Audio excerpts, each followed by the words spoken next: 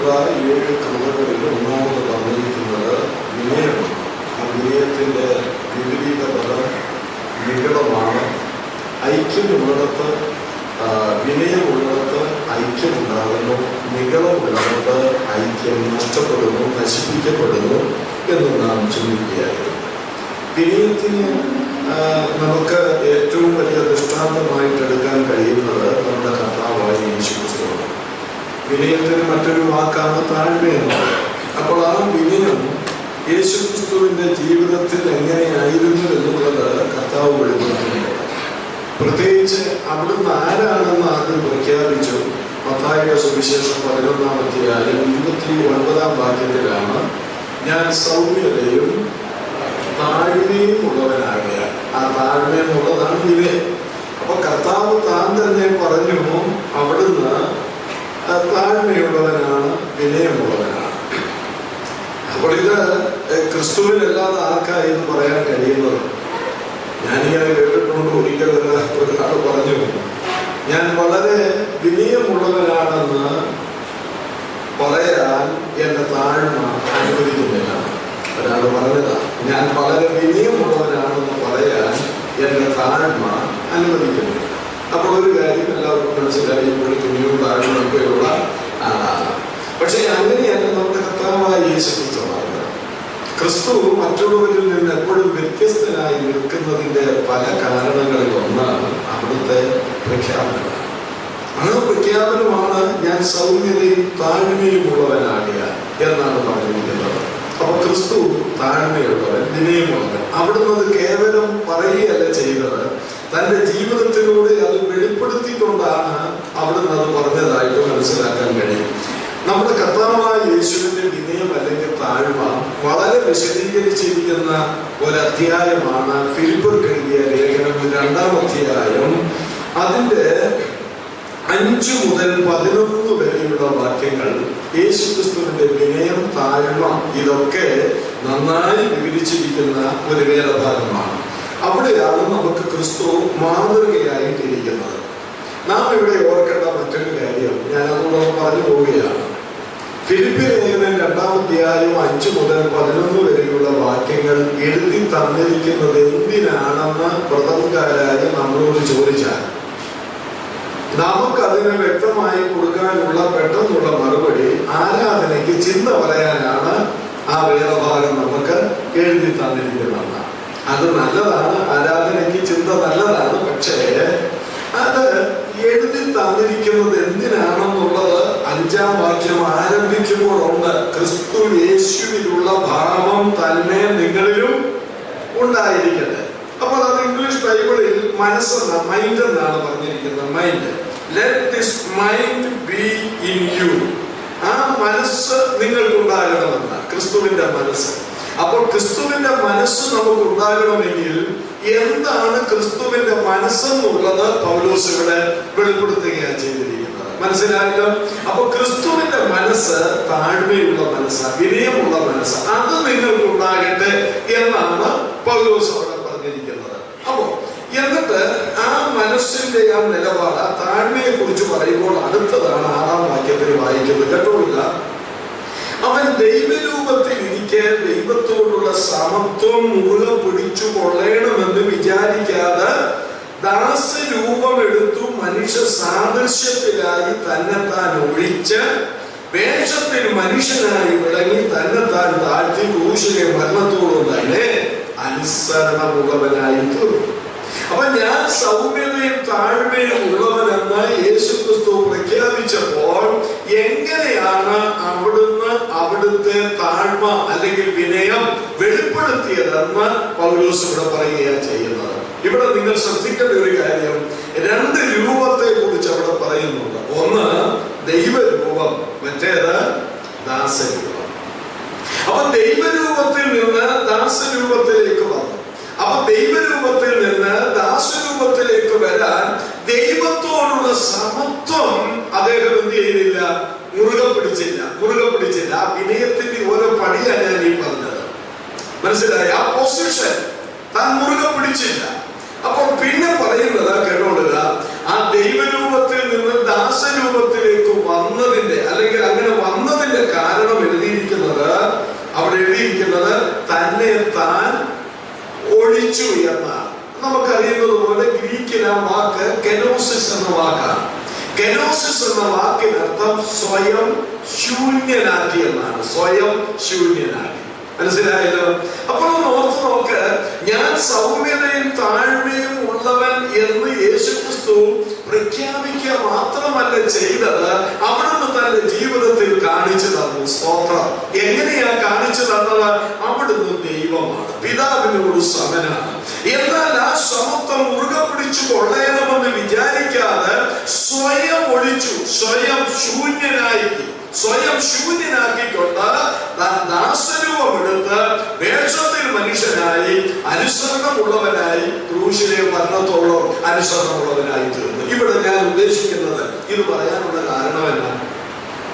അതാണ് അവിടുത്തെ വിഷയം. ഇത് പറയാനുള്ള കാരണം എന്താ? അത് മനസ്സിലാക്കാൻ അതിന്റെ 3-4 വാക്യങ്ങളിലേക്ക് നാം വരേണ്ടതായിട്ടുണ്ട്. 3-4 വാക്യം ഒന്ന് വായിച്ചേ മോനെ. 2-ാമത്തെ ഫിലിപ്പിയർ 2-4 വാക്യങ്ങൾ ഒന്ന് കേട്ടോളൂ പെട്ടെന്ന്. ശാഠ്യത്താലോ ദുരഭിമാനത്താലോ ഒന്നും ചെയ്യാതെ താഴ്മയോടെ ഓരോരുത്തർ മറ്റുള്ളവരെ തന്നേക്കാൾ ശ്രേഷ്ഠനെന്ന് എണ്ണിക്കൊള്ളു.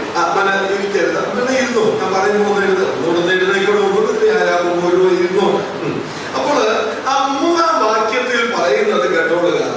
ശാഠ്യത്താലോ, ശാഠ്യം എന്ന് ഉദ്ദേശിക്കുന്നത് പിണക്കമാണ്, കിടമത്സരങ്ങളൊക്കെ അതിന് പറയാം. അതിനാലോ അടുത്തത് ദുരഭിമാനം. അതിന് കൊടുത്തിരിക്കുന്ന മറ്റൊരു ട്രാൻസ്ലേഷൻ പൊങ്ങച്ചം എന്നാണ്. പൊങ്ങച്ചം.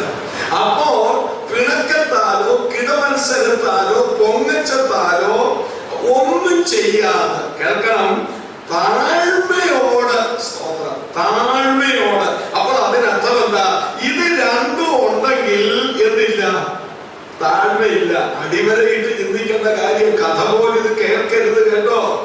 ഇത് രണ്ടും ഉണ്ടെങ്കിൽ അവിടെ താഴ്മയില്ലെന്നാണ് അതിന്റെ അർത്ഥം. അതുകൊണ്ടാണ് പൗലോസ് താഴ്മയുള്ളവരാകണമെന്നും പറയുന്നതിന് മുൻപ് ആ താഴ്മയെ ഹനിക്കുന്ന 2 കാര്യങ്ങൾ മാറ്റാൻ പറയുന്നത്. ശാഠ്യവും ദുരഭിമാനവും മാറ്റുക.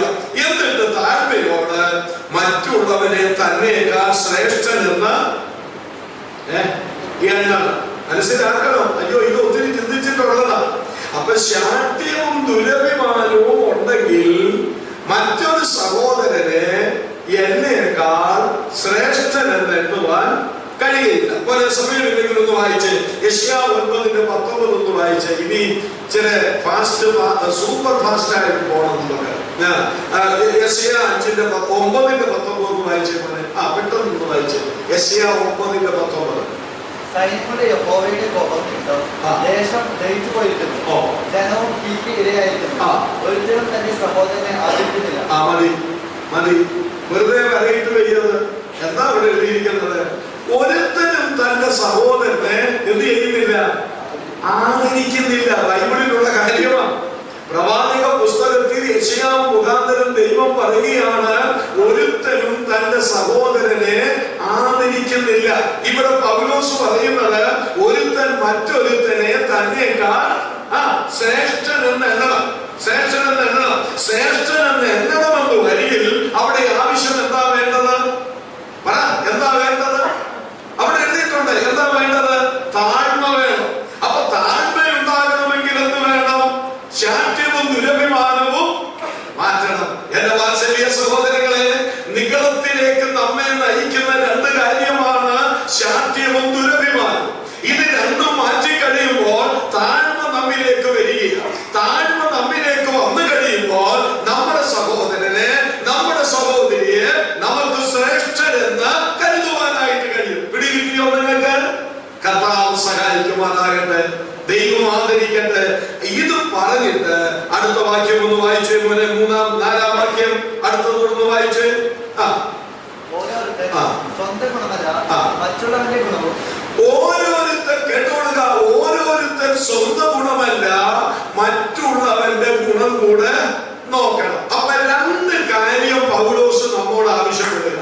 ഒന്ന്, ഒരുത്തൻ മറ്റൊരുത്തനെ തന്നേക്കാൾ ശ്രേഷ്ഠനെന്ന് എണ്ണണം.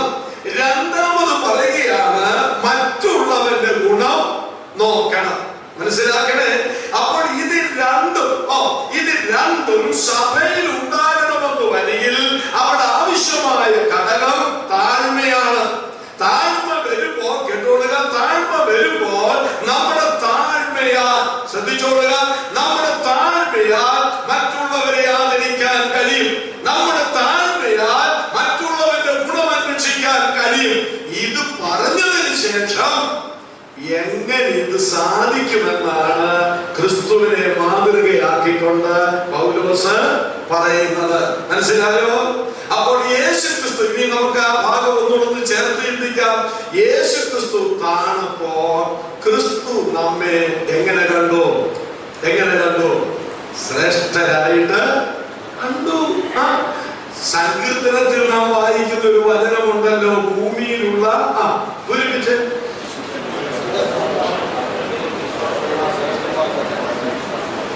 ആരവാരോ അധികമാകുന്നല്ല, അതൊന്നും സാധിക്കില്ല. ഒന്ന് സ്ഫുടമായി പറഞ്ഞേ, ഭൂമിയിലുള്ള അവരെനിക്ക്.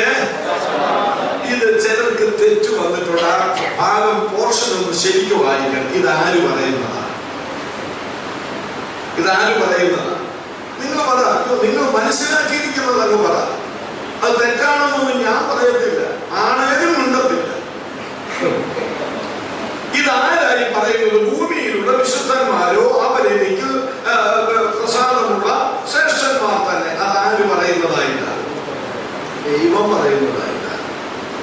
പലപ്പോഴും പലരും ചിന്തിക്കുന്നത് ആ സങ്കീർത്തനക്കാരൻ പറയുന്നത് അല്ലല്ല, ദൈവം പറയുന്നത്.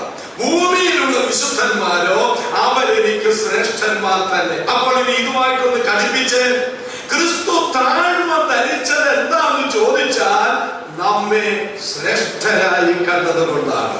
2, ക്രിസ്തു താഴ്മയുള്ളവരായി തീർന്നത് നമ്മുടെ ഗുണം നോക്കിയാണ്. ഈ രണ്ടും കൂടെ ചേർത്തിരിക്കണം. നമ്മെ ആദരിച്ചപ്പോൾ അവിടുന്ന് താഴ്മ ധരിച്ചു, നമ്മുടെ ഗുണം നോക്കിയപ്പോൾ അവിടുന്ന് താഴ്മ ധരിച്ചു. അതിനാണ് യേശു ക്രിസ്തുവിന്റെ ദൃഷ്ടാന്തം ഇവിടെ പറഞ്ഞിരിക്കുന്നത്. ദൈവത്തിന് സ്തോത്രം.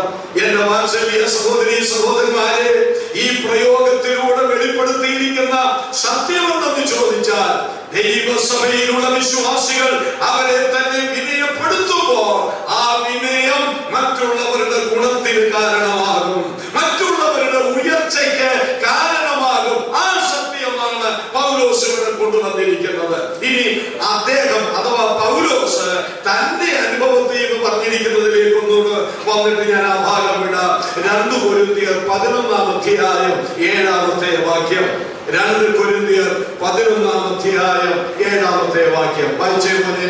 അല്ലെങ്കിൽ ഞാൻ ദൈവത്തിന്റെ സുവിശേഷം നിങ്ങൾക്ക് സൗജന്യമായി പ്രസംഗിച്ചുകൊണ്ട് നിങ്ങൾ ഉയരേണ്ടതിന് എന്നെ തന്നെ താഴ്ത്തുകയാൽ പാപം ചെയ്തു. എല്ലാം പിടികിട്ടിയ നമ്മുടെ ഉള്ളിൽ ഇതിലേക്കൊന്ന് പതിയട്ടെ. ചുമ്മാ ചെവി മാത്രം വേണ്ട. എന്താ അദ്ദേഹം അവിടെ പറയുന്നത്? കൊരിന്ത്യരോട് പറയുക, നിങ്ങൾ പറഞ്ഞ എന്റെ കൂടെ ഒന്ന് വന്നേ, നിങ്ങൾ ഉയരേണ്ടത്. അപ്പോ കേൾക്കണം, ഈ പൗലോസിന്റെ ആകെയുടെ ആഗ്രഹം എന്താ? കൊരിന്ത്യർ എന്ത് ചെയ്യണം? നമ്മളാണേലോ എന്തെല്ലാം എതിർ ഈ മനുഷ്യനെ പറഞ്ഞറിയാമോ? പറയാം. പൗലോസ് ഒരിടത്ത് പറയുന്നുണ്ട്, എന്റെ ശരീരം നിന്ദ്യമാണ് എന്ന് പറയുന്നു. എന്ന് പറഞ്ഞാൽ ഇവർക്ക് എഴുതുമ്പോഴാ പറയുന്നത്. എന്ന് പറഞ്ഞാൽ പൗലോസിന്റെ ശരീരത്തിന്റെ ആകൃതിയെ അവർ പുച്ഛിച്ചിരുന്നു.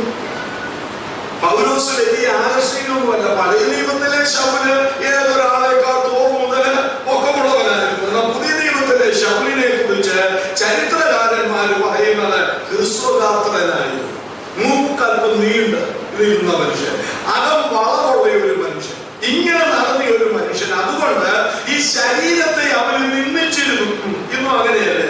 ചിലരെ കാണുമ്പോൾ നമ്മൾ മനസ്സിലായി ഇങ്ങനെ ഇരിക്കുകയല്ലേ എന്ന് പറഞ്ഞതുപോലെ അവർ. 2ാമത് കേട്ടോളുക, ഇദ്ദേഹത്തിന്റെ അപ്പസ്തോലത്വത്തെ അവർ എന്ത് ചെയ്തു? അയ്യോ, നിങ്ങളുടെ തലയിലേക്കൊന്ന് കേറട്ടെ. അപ്പോൾ ഈ ശ്രേഷ്ഠ ദൈവം പ്രത്യേകമായി വിളിച്ചു ആദരിച്ചു ദൈവസഭ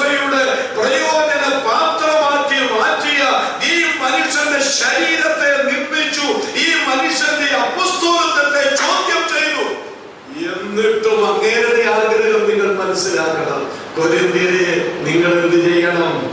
ഉയരണം. അല്ലാതെ നീയൊക്കെ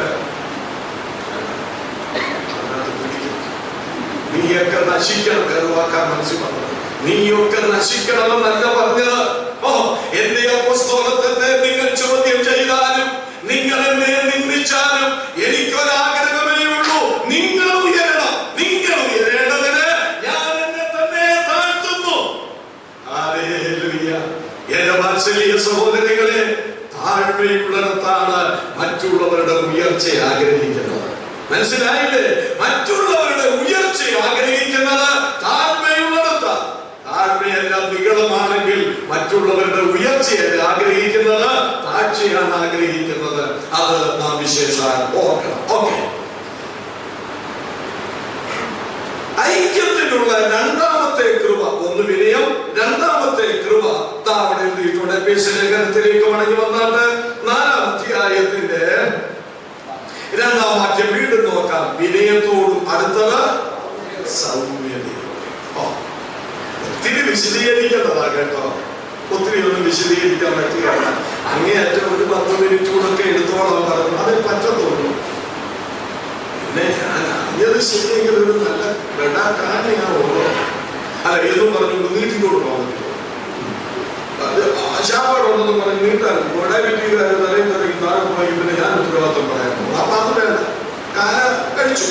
സമയത്ത് നമുക്ക് നിർത്താം. ഒരു 10 മിനിറ്റ് കൂടെ ചിലപ്പോൾ മുന്നോട്ട് പോകും. അതിനെ പിടിച്ചു നിർത്തുക. പിന്നെ കൊണ്ടേ മിഠായി എടുക്കുന്നു ചോദിച്ചാൽ മതി, ആരെയും കൊണ്ട് തരും. ഷുഗർ താങ്ങാൻ അപ്പൊ താഴുകയാണ്. ഇത് കേട്ടാൽ നമ്മൾ ആരുടെയും ഷുഗർ താഴുകയാണ്. ആ ടൈപ്പായി തരുന്ന കൂട്ടിക്കും. അപ്പോ രണ്ടാമത്തെ കൃപ എന്ന് പറയുന്നത് സൗമ്യതയാണ്. സൗമ്യത. സൗമ്യത എന്തായി? സൗമ്യത എന്ന് പറഞ്ഞാൽ ചില ആളുകൾ വിചാരിച്ചിരിക്കുന്നത് എന്ത് കേട്ടാലും ചില വീട്ടിലെ പെണ്ണുങ്ങളാണ് ചില സമയത്ത് ഇതിലൊന്നും ആ മുടി കെട്ടിയാൽ ഒന്ന് തുറന്ന് കിട്ടണമെന്ന് വലിയ പെടാപ്പാണ്. എന്തേലും ഒന്ന് പറയുന്നു. എന്നെ സംഭവിച്ചത് അങ്ങനത്തെ പാർട്ടികളിലേക്ക് അതല്ല സൗമ്യത എന്ന് പറയുന്നത്. സൗമ്യത എന്ന് പറയുന്നത് എന്താണെന്ന് ഞാനൊന്ന് പറയാൻ പോവാ, കേട്ടുകൊടുക്ക. മനുഷ്യൻ പ്രതികൂലമായും ക്രൂരമായും പ്രവർത്തിക്കുമ്പോൾ പ്രതികാര മനോഭാവമില്ലാതെ ഇരിക്കുന്നതാണ്. മനസ്സിലായില്ലേ? മനുഷ്യൻ പ്രതികൂലമായും ക്രൂരമായും പ്രവർത്തിക്കുമ്പോൾ പ്രതികാര മനോഭാവമില്ലാതെ ഇരിക്കുന്നതാണ്.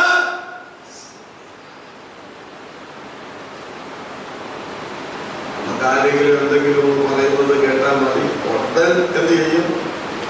ഉടൻ അറിഞ്ഞ നമ്മൾ ചെയ്തുകൊണ്ടിരിക്കുന്നതെന്ന് പറഞ്ഞാൽ മതി, ഉടൻ എന്ത് ചെയ്യും? പോക്കറ്റിൽ നിന്ന് എടുക്കും. എന്തോ എടുക്കും? മൊബൈൽ എടുക്കും. എന്നിട്ട് ഈ മറ്റേ ചുണ്ണാമ്പ് തേക്കുന്നത് പേര് വരിക, പേരെടുത്തേച്ച പിന്നെ വിളിയ, ഉടൻ വിളിയ. എന്നെ സാധിക്കാൻ അതുകൊണ്ട് മനുഷ്യന് പറയുന്നതും മനുഷ്യന് പ്രവർത്തിക്കുന്നതും നാം ശ്രദ്ധിക്കാൻ പോയാൽ നമ്മുടെ ലക്ഷ്യത്തിലേക്ക് നടന്നു നീങ്ങാൻ കഴിയുകയില്ല.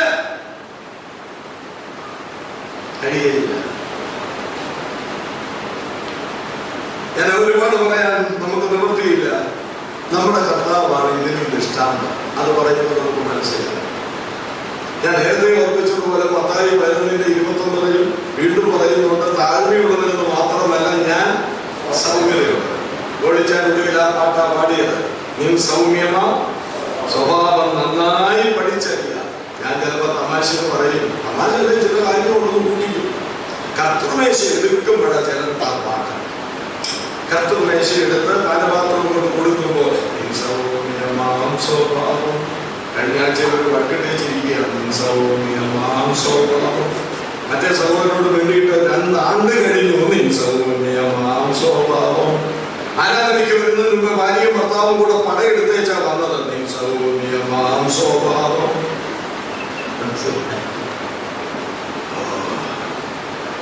എത്ര കാലമായി പഠിക്കാൻ തുടങ്ങിയിട്ട് പഠിച്ചോ?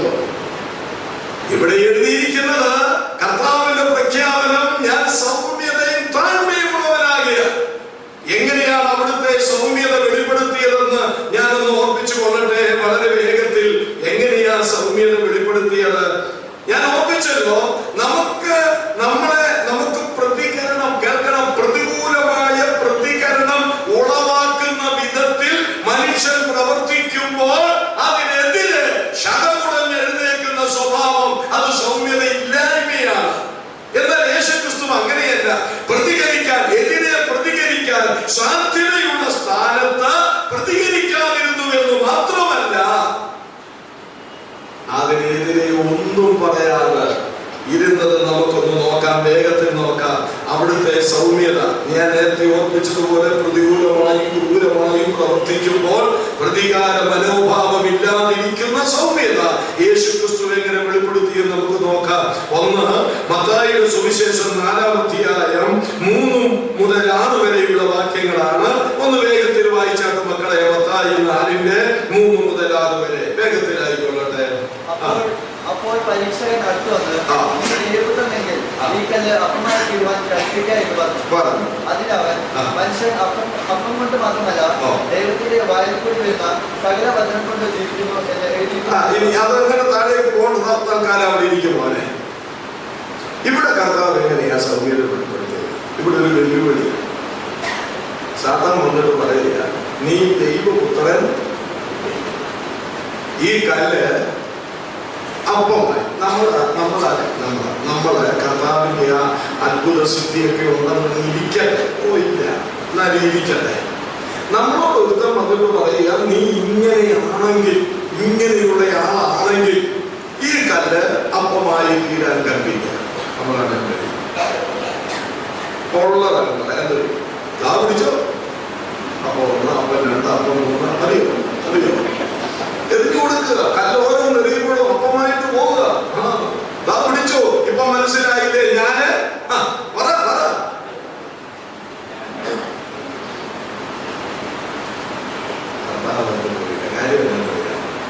നീ പോവിച്ചാല് 40 ദിവസത്തിന് മുൻപ് യോർദാൻ നദിയിൽ സ്നാനമേറ്റ് പൊങ്ങിയപ്പോൾ എന്റെ പിതാവ് എന്നെ കുറിച്ച് പ്രഖ്യാപിച്ചതാ, ഇവൻ നിന്നെ ബുദ്ധിപ്പെടുത്തി തരണ്ട. മനസ്സിലായില്ലേ നിങ്ങൾക്ക്? ഇതുപോലെ കേട്ടോളുക. സഭയിലായിരുന്നാൽ കുടുംബം മോശമല്ല കേട്ടോ. സഭയിലായിരുന്നാലും കുടുംബത്തിലായിരുന്നാലും പ്രതികൂലമായി പ്രതികരിക്കാനുള്ള സാധ്യതകൾ നമ്മുടെ മുൻപിൽ കൊണ്ടുവന്ന് കഴിയുമ്പോ യേശുക്രിസ്തുവിന്റെ സൗമ്യതയാണ് അവിടെ വെളിപ്പെടേണ്ടത്. രണ്ടാമത് മറ്റൊരു ഭാഗം വായിക്കാം. മത്തായിയുടെ സുവിശേഷം 27-ാം അധ്യായം 42-ാം വാക്യം ഒന്ന് വായിച്ചേ. ഒരു പിടി നമുക്ക് പോട്ടെ. മത്തായി 27:42 വായിച്ചേ മോനെ. ഇവൻ മറ്റുള്ളവരെ രക്ഷിച്ചു, തന്നെത്താൻ രക്ഷിക്കാൻ കഴിയുകയില്ല. അവൻ ഇസ്രായേലിന്റെ രാജാവാകുന്നു. എങ്കിൽ ഇപ്പോൾ ക്രൂശിൽ നിന്ന് ഇറങ്ങി വരട്ടെ, എന്നാൽ ഞങ്ങൾ അവനെ വിശ്വസിക്കും. ഇസ്രായേലിന്റെ രാജാവാണെങ്കിൽ വേറെ ഒരിടത്ത് പറയുന്നുണ്ട്, നീ ദൈവപുത്രനെങ്കിൽ രണ്ടും കൂടെ നീ ചേർത്ത് നിർത്തണം. ശത്രുക്കള് പറയുക, നീ ദൈവപുത്രനാണ്, ക്രൂശിൽ ഇറങ്ങിയോ.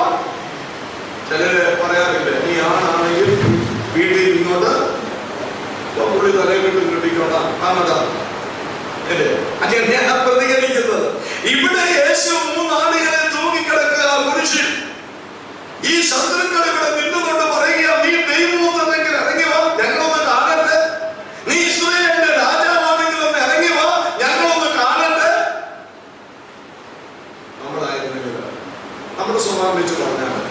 നമ്മളാണെങ്കിലും ആണിയും പിടിച്ചുകൊണ്ട് അറിയുന്നു. ഇപ്പൊ മനസ്സിലായില്ലേ? സഹോദരന്മാരെ സഹോദരിമാരെ, യേശുവിന് വേണമെങ്കിൽ ഒന്ന് ഇറങ്ങി വന്നേച്ച് അവിടെ പോകാനല്ലേ അല്ലേ? ആരെയൊന്നും അദ്ദേഹത്തിന് വലിയ കാര്യമുണ്ട്. അല്ലെങ്കിൽ ഉദാഹരണം ഞാൻ ശത്രുക്കൾ പറയും, ഈ ദൈവപുത്രനെങ്കിൽ ഇറങ്ങി വാ കേട്ടോ. കണ്ടല്ലോ, ദൈവപുത്രനാന്ന് മനസ്സിലായില്ല. ഇനി പോയില്ല. നിങ്ങൾക്കിത് മനസ്സിലാകാൻ ഞാൻ പറയുക. ഒരു വെല്ലുവിളിയുടെ മുൻപിലും പ്രതികരിക്കാതിരുന്ന യേശു ക്രിസ്തുവിന്റെ സൗമ്യതയാണ് നമുക്ക് മാതൃകയായിരിക്കുന്നത്. ഇനി പഴയ നിയമത്തിൽ നിന്ന് മറ്റൊരാളെ കൂടെ ഞാനൊന്ന് കൊണ്ടുവരാൻ പോവുകയാണ്. നമുക്ക് 1 ശമൂവേൽ 24-ാം അധ്യായം 4 മുതൽ 6 വരെയുള്ള വാക്യങ്ങളൊന്നും മറ്റൊന്ന് വായിച്ച്. 1 ശമൂവേൽ 24-ാം അധ്യായം 4 മുതൽ 6 വരെയുള്ള വാക്യങ്ങൾ വായിച്ചാട്ടെ. ഞാൻ നിന്റെ ശത്രുവിനെ നിന്റെ കയ്യിലേൽപ്പിക്കും, നിനക്ക് ബോധിച്ചതുപോലെ അവനോട് ചെയ്യാം എന്ന് യഹോവ നിന്നോട് അരുളിച്ചെയ്ത ദിവസം ഇതാ എന്ന് പറഞ്ഞു. അപ്പോൾ ദാവീദ് എഴുന്നേറ്റ് ശൗലിന്റെ മേലങ്കിയുടെ അറ്റം പതുക്കെ മുറിച്ചെടുത്തു. ശൗലിന്റെ വസ്ത്രാഗ്രം മുറിച്ചു കളഞ്ഞതുകൊണ്ട് പിന്നത്തേതിൽ ദാവീദിന്റെ മനസാക്ഷി കൂട്ടി തുടങ്ങി. അവൻ തന്റെ ആളുകളോട്, യഹോവയുടെ അഭിഷിക്തനായ എന്റെ യജമാന്റെ നേരെ കൈയെടുക്കുന്നതായ ഈ കാര്യം ചെയ്യുവാൻ യഹോവ എനിക്ക് ഇടവരുത്തരുത്, അവൻ യഹോവയുടെ അഭിഷിക്തനല്ലോ എന്ന് പറഞ്ഞു.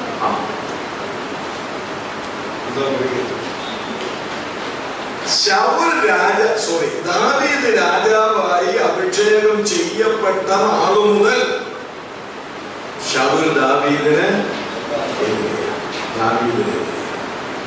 എവിടെ വെച്ചൊക്കെ ദാവീദിനെ അപായപ്പെടുത്താമോ അവിടെ വെച്ചൊക്കെ അപായപ്പെടുത്താനുള്ള ശ്രമങ്ങൾ ആര് നടത്തിക്കൊണ്ടിരിക്കുകയാണ്? ശൗൽ നടത്തിക്കൊണ്ടിരിക്കുക. ക്രൂരമായി, നമ്മൾ ആദ്യം ചിന്തിച്ചതുപോലെ ക്രൂരമായി പ്രതികൂലമായി പ്രവർത്തിച്ചു കൊണ്ടിരിക്കുക. ഒരു ഗുഹയിൽ കണ്ടത് ആ വേദഭാവമൊക്കെ ഒന്ന് വായിക്കണം, വായനശീലം ഉണ്ടെങ്കിൽ വായിക്കണം. ശൗലിനെ ഒരു ഗുഹയിൽ കാണും. ശൗൽ ദാവീദിനെ കാണുന്നില്ല. കേൾക്കണേ. അപ്പൊ ദാവീദിന്റെ ആളുകള് ദാവീദിനെ ഒരു കാര്യം ഓർപ്പിക്കുക. അതാണ് ആദ്യം വായിച്ചത്, ഓർപ്പിക്കുക. പുള്ളി മറന്നത് ദാവീദിനെ ഓർപ്പിക്കുക. ആളുകൾ എന്താ ഓർപ്പിച്ച്? ശൗലിനെ നിന്റെ കയ്യിൽ ഏൽപ്പിക്കുമെന്ന് ദൈവം പറഞ്ഞിട്ടുണ്ടല്ലോ. ഇങ്ങനെ ചില വാർത്തകളുണ്ട് കേട്ടോ. നമ്മളൊന്നും പ്രതികരിക്കേണ്ടെന്ന് വിചാരിച്ചാലും സ്ത്രീ അങ്ങനെ വിട്ടുകൊടുക്കരുത്.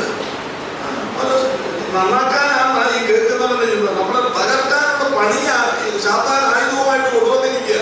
അങ്ങനെ വിട്ടുകൊടുക്കരുത്. അങ്ങനെ വിട്ടുകൊടുക്കരുത്. ഒരു കാരണവശാലും വിട്ടുകൊടുക്കരുത്. അച്ഛനെ അവർ ഒതുക്കിക്കളയും. അച്ഛനോട് എന്തൊരു സന്തോഷത്തിന് ചുമ്മാ കറണ്ട് രണ്ടും കൂടെ വഴക്കുണ്ടാക്കുന്നത് കണ്ടിട്ട് നഗം ചൊറിയാനുള്ള പണിയാണ്. മനസ്സിലാക്കിക്കോണം. ഇങ്ങനെ ചില ആളുകളുണ്ട്, സൂക്ഷിച്ചോണം. നമ്മളെ ഉയർത്താനാണ് തോന്നിപ്പോകും. മനസ്സിലായില്ലേ? ഇവിടെയാണ് വിവേചന വരമുള്ളത്. ദൈവജനത്തിന് വിവേചന വരം വേണം, വിവേകം വേണം. ഇല്ലെങ്കിൽ ആ ഒത്താശയ്ക്കൊക്കെ നമ്മൾ കൂടിപ്പോകും. ദാവീദ് വിവേകമുള്ളവനായിരുന്നു. ദാവീദ് പറഞ്ഞു, അവൻ അഭിഷക്തന്, യഹോവയുടെ അഭിഷക്തന്, യഹോവയുടെ അഭിഷേകം അവന്റെ മേൽ ചൊരിഞ്ഞിട്ടുള്ളതാ. അവന്റെ മേൽ കൈവയ്ക്കാൻ പാടില്ല, അവന്റെ മേൽ കൈവയ്ക്കാൻ പാടില്ലെന്ന് പറഞ്ഞിട്ട് ശൗലിന്റെ വസ്ത്രാഗ്രം ഒന്ന് മുറിച്ചത്. ശൗലിന്റെ വസ്ത്രാഗ്രം മുറിച്ചതെന്ന് പറഞ്ഞാല് ഒത്തിരി മുറിച്ചോടിഞ്ഞ് പോകുന്നതല്ല. ഒരു ശകലം, ഒരു അറ്റത്ത് നിന്നൊരു ഇച്ചിരി കണ്ടിച്ച്. എന്തിനാണെന്നറിയാമോ? കുറെ കഴിയുമ്പോൾ ഇവൻ വലിയ പൊങ്ങച്ചക്കാരനാണ്. ആരെ? ശൗല്. അപ്പോൾ ശൗലിനെ ഒന്ന് കാണിക്കണത് യജമാനന് തക്കത്തിൽ കിട്ടിയതാ. യജമാനൻ എന്നെ കൊല്ലാൻ നടക്കത്തില്ലേ? ഞാൻ അങ്ങനെയുള്ളവനല്ല, തക്കത്തിൽ കിട്ടിയതാ. ഞാൻ ദേ കണ്ടോ, ഒന്നും ചെയ്തില്ല, പിന്നെന്തിനാ എന്റെ പുറകെ വരുന്നത് എന്നൊന്നും പറയാനൊന്നും മുറിച്ചതാ. കേൾക്കണേ. ഈ മനുഷ്യനെ കുറിച്ച് അടുത്തത് പറയുന്നത് വസ്ത്രാഗ്രം മുറിച്ചെടുത്തതിനാൽ പറഞ്ഞേ പിന്നത്തേതിൽ ദാവീദിന്റെ മനസാക്ഷി അവനെ എന്ത് ചെയ്തു?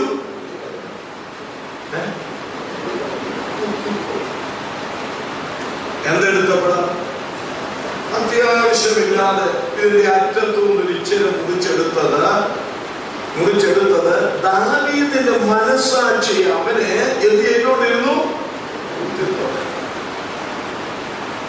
എന്ന് വസ്ത്രാഗ്രം മുറിച്ചെടുത്താലും കുത്തുകേല, മൊത്തം എടുത്താലും കുത്തുകേല. എന്നിട്ട് ദാവീദ് അടുത്തത് പറയുന്നത് കേട്ടോ, തന്റെ ആൾക്കാരെ ശൗലിന്റെ മേൽ കൈവയ്ക്കാതിരിക്കാൻ ശാസിച്ച് അമർച്ച ചെയ്തത്.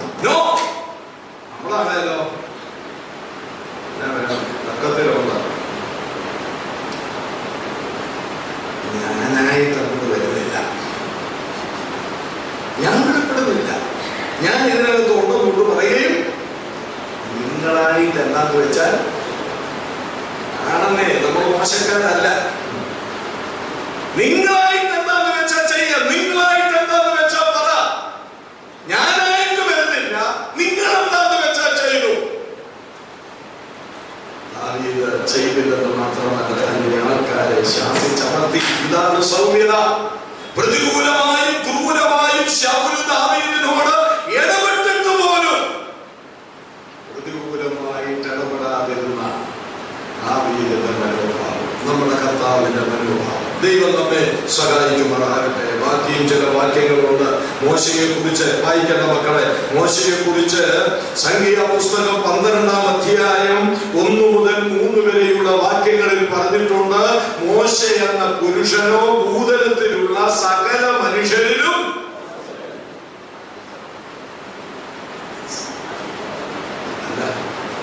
ഒരു ലീഡറിൽ ഉണ്ടാകേണ്ട കേൾക്കണം ഒരു ലീഡറിൽ ഉണ്ടാകേണ്ട ഏറ്റവും വലിയ ക്വാളിഫിക്കേഷൻ ആണ് എന്ത്?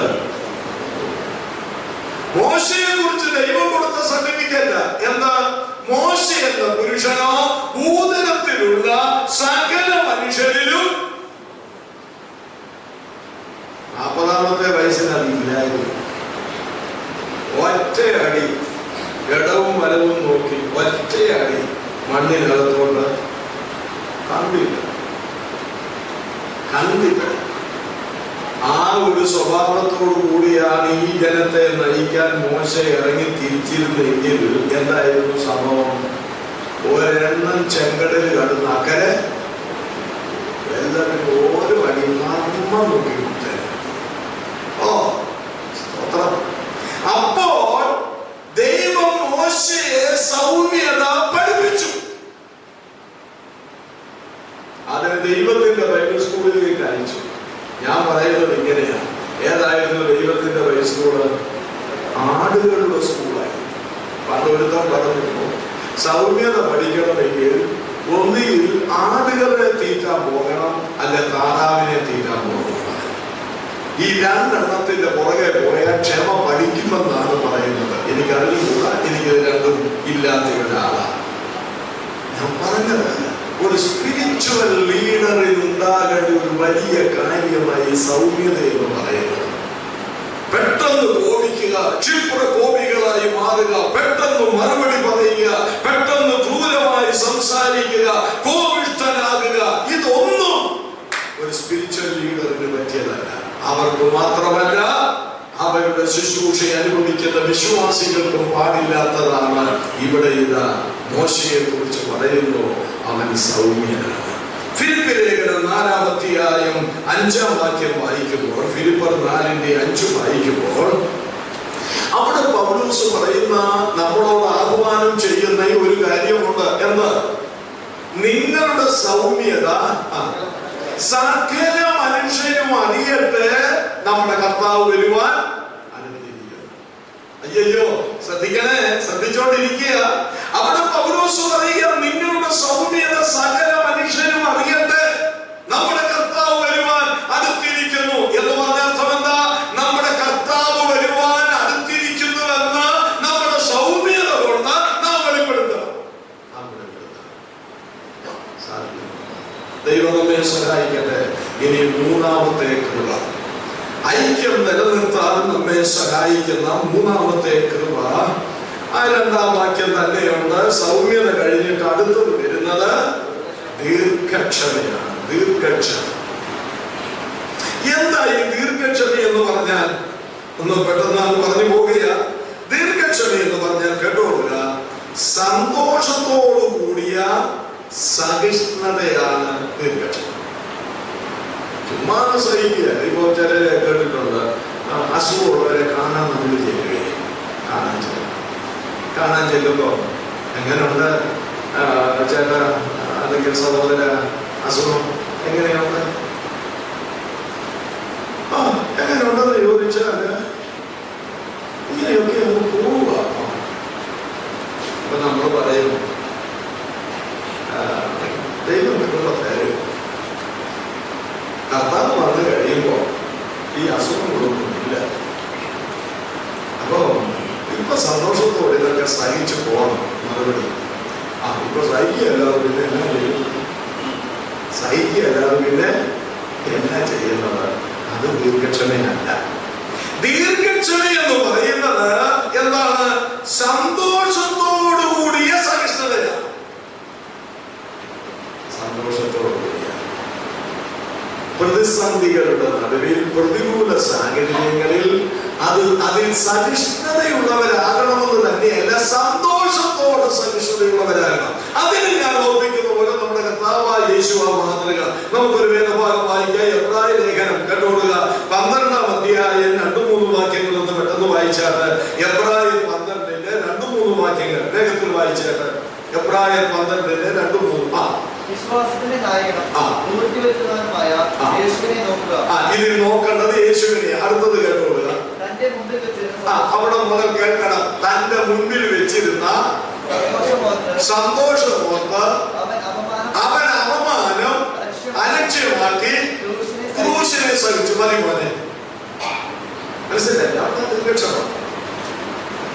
സന്തോഷത്തോടുകൂടി തന്റെ മുൻപിലുള്ള സന്തോഷമോർത്ത്, അപ്പൊ സന്തോഷത്തോടുകൂടെ അവമാനം അലക്ഷ്യമാക്കി ക്രൂശിനെ. ഇതിനൊരു വലിയ ദൃഷ്ടാന്തം യെശയ്യാപ്രവചനം 53 വായിക്കേണ്ടതും അത് ഞാൻ പറയാം. അവൻ കൊല്ലുവാൻ കൊണ്ടുപോകുന്ന കുഞ്ഞാടിനെ പോലെയും, അടുത്തത് രോമം കത്തിരിക്കുന്നവരുടെ മുൻപാകെ മിണ്ടാതിരിക്കുന്ന ആടിനെ പോലെയും. ഞങ്ങള് മതിയായിക്കോട്ട് ഞങ്ങളെല്ലാം കൂടി കൊണ്ടുവന്നപ്പോൾ കൂടെ ഒരു സഹോദരൻ പറഞ്ഞു, അവിടെ ആടിനെ ആട് തൂങ്ങി കിടക്കുന്നു. ആടിനെ അറുത്തിട്ടിരിക്കുക. ഇവിടെ എന്താ എഴുതിയിരിക്കുന്നത്? കൊല്ലുവാൻ കൊണ്ടുപോകുന്ന കുഞ്ഞാടിനെ പോലെ രോമം കത്തിരിക്കുന്നവരുടെ മുൻപാകം മിണ്ടാതെ നിൽക്കുന്ന ആട്. ഏതാടിന്റെ രോമം കത്തിരിക്കുന്നത്? ഒന്ന് പറഞ്ഞ് നിങ്ങളുടെ ഉത്സാഹം അനുസരിച്ചാണ് ക്ലാസിന്റെ ഉത്സാഹം. ഏതാടിന്റെ? ചെമ്മരിയാണ്. ചെമ്മരിയാടിന്റെ രോമം കത്തിരിക്കുമ്പോൾ വേദനയാണോ? പറയുന്നേ ആ പുറകിലൊക്കെ പറയാൻ മക്കളെ. ചെമ്മരിയാടിന്റെ രോമം കത്തിരിക്കുമ്പോൾ വേദനയാണോ?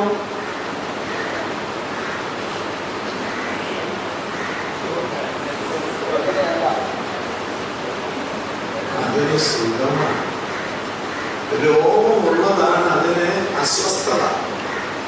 മുടിയെല്ലാം ബാർബർ ഷോപ്പിലേക്ക് ചേർന്നു. അദ്ദേഹത്തോട് പറഞ്ഞ് എന്റെ മുടി ഒന്ന് വെട്ടാൻ. അങ്ങനെ മുടി വെട്ടാൻ അദ്ദേഹത്തിന് നല്ല കസേരയിൽ ഇരുത്തും. ഒരു സാധനം പുറകിൽ നമുക്ക് വീട്ടിൽ തല കാലിക്കോളാക്കുന്നു. ഉള്ളി വെട്ടും. ഇതിൻ്റെ ഇടയിൽ നമ്മള് ഓർമ്മ. ഞങ്ങളുടെ പുരുഷന്മാരുടെ കാര്യം പറഞ്ഞത് ഞങ്ങൾ ഉറക്കം കഴിഞ്ഞ് മുടിയെല്ലാം വെട്ടി കഴിയുമ്പോഴാ പറയുന്നത്, സാറ് എഴുതാനാണ് മുടി വെട്ടിക്കഴിഞ്ഞു കാര്യം ആ സുഖം അനുഭവിച്ച് ഇങ്ങനെ പറയുക. ഓർക്കണേ, രോമം കത്തിരിക്കുന്ന ഒരു ചെമ്മരിയാടിനെ സംബന്ധിച്ച് അത് ഒതുങ്ങിക്കൊടുക്കും, ശാന്തമായി നിൽക്കും.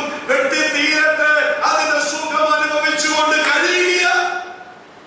നമുക്ക് മനസ്സിലാക്കാൻ ബുദ്ധിമുട്ട.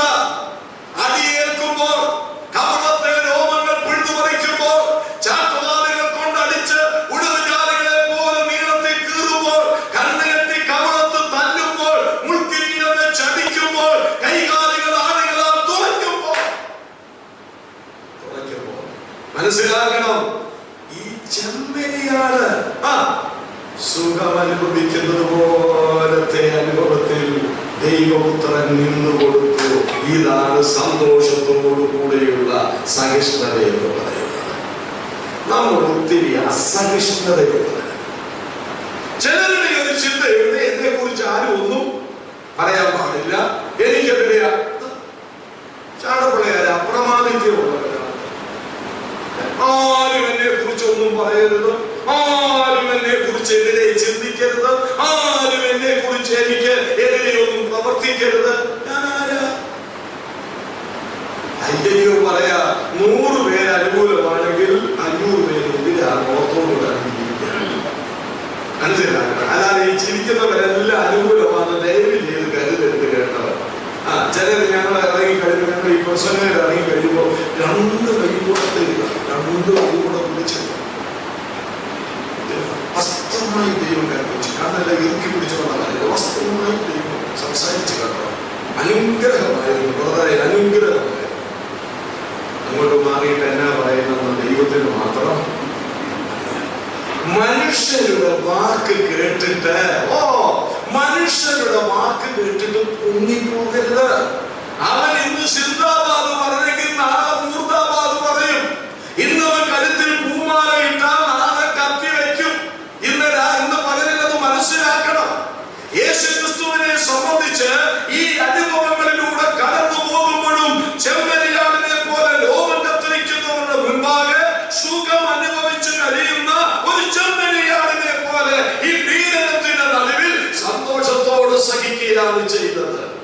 നമ്മെ വിമർശിക്കുമ്പോ, നമ്മളോട് എതിരിടുമ്പോ, നമുക്കെതിരെ ദുഷ്പ്രചരണം നടത്തുമ്പോ, നമുക്കെതിരെ പ്രവർത്തിക്കുമ്പോ അതിനെതിരെ പ്രതികരിക്കാതെ ഒരു സുഖത്തോടുകൂടെ സന്തോഷം. കർത്താവല്ലേ പറഞ്ഞത്, നിങ്ങളുടെ പേർ വിടക്ക, നിങ്ങളുടെ പേർ മനുഷ്യർ നിങ്ങളെ ദ്വേഷിച്ച് നിങ്ങളുടെ പേര് പറഞ്ഞേ എന്തോ പറയുന്ന വിടക്ക്, എന്തോ വിടക്ക്, വിടക്കെന്ന് പറഞ്ഞ് തള്ളുമ്പോ നിങ്ങൾ എന്ത് ചെയ്യണം? സന്തോഷിക്കണമെന്ന് തന്നെയാണോ? സന്തോഷിച്ച് തുള്ളണം. എന്താ കാര്യം? സ്വർഗത്തിൽ നിങ്ങളുടെ. അപ്പോൾ ഒരു കാര്യം ഞാൻ പറയാൻ പോകാം. നിങ്ങൾക്കെതിരെ കുറെ പേര് സംസാരിച്ചെന്നിരിക്കട്ടെ, ദുരാരോപണം നടത്തിയെന്നിരിക്കട്ടെ, സന്തോഷത്തോട് നിങ്ങളുടെ സഹിഷ്ണുത വെളിപ്പെടുത്തുമ്പോൾ നിങ്ങളുടെ അക്കൗണ്ടിൽ അത് കയറി കഴിഞ്ഞു. മനസ്സിലായില്ലേ? അക്കൗണ്ടിൽ അത് കയറി കഴിഞ്ഞു. അപ്പോ അക്കൗണ്ടിലെ എമൗണ്ട് വർദ്ധിപ്പിച്ചുകൊണ്ടിരിക്കണമെങ്കിൽ, സ്തോത്രം, മനസ്സിലാകുന്നുണ്ട്? അക്കൗണ്ടിലെ എമൗണ്ട് വർദ്ധിപ്പിച്ചുകൊണ്ടിരിക്കണമെന്ന് വരികിൽ എതിരെ പറയുന്ന കാര്യങ്ങൾ, എതിരെ ചെയ്യുന്ന കാര്യങ്ങൾ, അപവാദം പറയുന്ന കാര്യങ്ങൾ, അതൊക്കെ കേൾക്കുമ്പോൾ ദൈവമേ നിനക്ക് സ്തോത്രം എന്ന് പറഞ്ഞുകൊണ്ട് സന്തോഷിക്കുന്നെങ്കിൽ അക്കൗണ്ടിലേറും. അപ്പൊ അക്കൗണ്ടിലേറണോ വേണ്ടയോ എന്നുള്ളത് നിങ്ങൾ തീരുമാനിക്കണം. പിടികിട്ടുന്നുണ്ടോ? പിന്നെ വല്ല ഉത്സാഹത്തിന് സന്തോഷത്തിന് ഇരിക്കുക. കർത്താവ് സഹായിക്കട്ടെ. ദീർഘക്ഷമ. ഇനിയും ഇതിന് പറയാനുണ്ട്. പത്രോസിന്റെ 1-ാം ലേഖനം 2:23 വായിച്ചേ മോനെ. ദീർഘക്ഷമയെ കുറിച്ച് സന്തോഷത്തോടു കൂടിയുള്ള സഹിഷ്ണുതയെ വെളിപ്പെടുത്തുന്ന ക്രിസ്തുവിന്റെ മറ്റൊരു സ്വഭാവത്തെ കുറിച്ച് പറയുക. 1 പത്രോസ് 2:23 വേഗത്തിൽ വായിക്കാൻ മോനെ. തന്നെ ശകാരിച്ചിട്ട് പകരം ശകാരിക്കാതെയും കഷ്ടം അനുഭവിച്ചിട്ട് ഭീഷണം പറയാതെയും ന്യായമായി വിധിക്കുന്നവർക്ക് കാലം ബലഹീനിപ്പിക്കുകയത്രേ ചെയ്തത്. ഇതൊക്കെ നമ്മൾ എപ്പോഴത്തേക്ക് വെച്ചിരിക്കുക? ഈ വേദഭാഗമൊക്കെ സത്യം എപ്പോഴത്തേക്ക് വെച്ചിരിക്കുക? ഈ വേദഭാഗമൊക്കെ അപ്പം കൊടുക്കാൻ വേണ്ടി വെച്ചിരിക്കുന്നവരാണ്. ചില വേദഭാഗം ഉണ്ടല്ലോ, ചില പിള്ളേർക്ക് തന്നെ അറിയാം. ചിലർ എഴുന്നേൽക്കുമ്പോൾ ഏത് ഭാഗവും കൊണ്ടാണ് എഴുന്നേൽക്കുന്നത് അവരത് തുറന്നു വെച്ചിരിക്കും. ഈ പിള്ളേരെ തുറന്നു അവർക്കറിയാം ഈ പുള്ളി എഴുന്നേറ്റ ഇതും കൊണ്ടാണ് എഴുന്നേൽക്കുന്നത്. പത്രോസിന്റെ 1-ാം ലേഖനം 2:23 കേൾക്കണം. യേശുക്രിസ്തുവിന്റെ ദീർഘക്ഷമയെ കുറിച്ച് പറയുന്ന കാര്യമാണ്. എന്താ? തന്നെ ശകാരിച്ചിട്ട് പകരം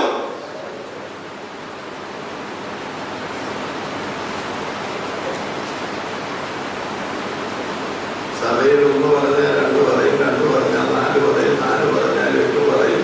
പറഞ്ഞു വിജയശ്രീയുടെ ആളിതനായിട്ട് വീട്ടിൽ കൂട്ടിയല്ലോ. ഇവിടെ അതിന് പറ്റിയ തനിക്ക് പറ്റിയൊരു കണയാ വീട്ടിലുള്ളത്. അപ്പൊ പറയുന്നത് എന്നാന്നറിയാമോ? പോരായിരുന്നു പറഞ്ഞത്. 2 കൂടെ പറഞ്ഞ് ഇങ്ങോട്ട് വരണമായിരുന്നു. മോശമല്ല, നിങ്ങൾ മോശമല്ല, എരിവ് കയറ്റി കൊടുക്കാൻ മോശമല്ല, എല്ലാവരും അല്ല താനും.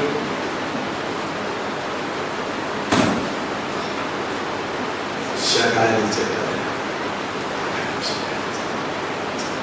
എന്റെ സഹോദരന്മാർ, ഇനി ഉള്ളത് ചിന്തിച്ചാൽ മതി. നമുക്ക് മൊത്തം ചിന്തിക്കണമെന്നില്ല.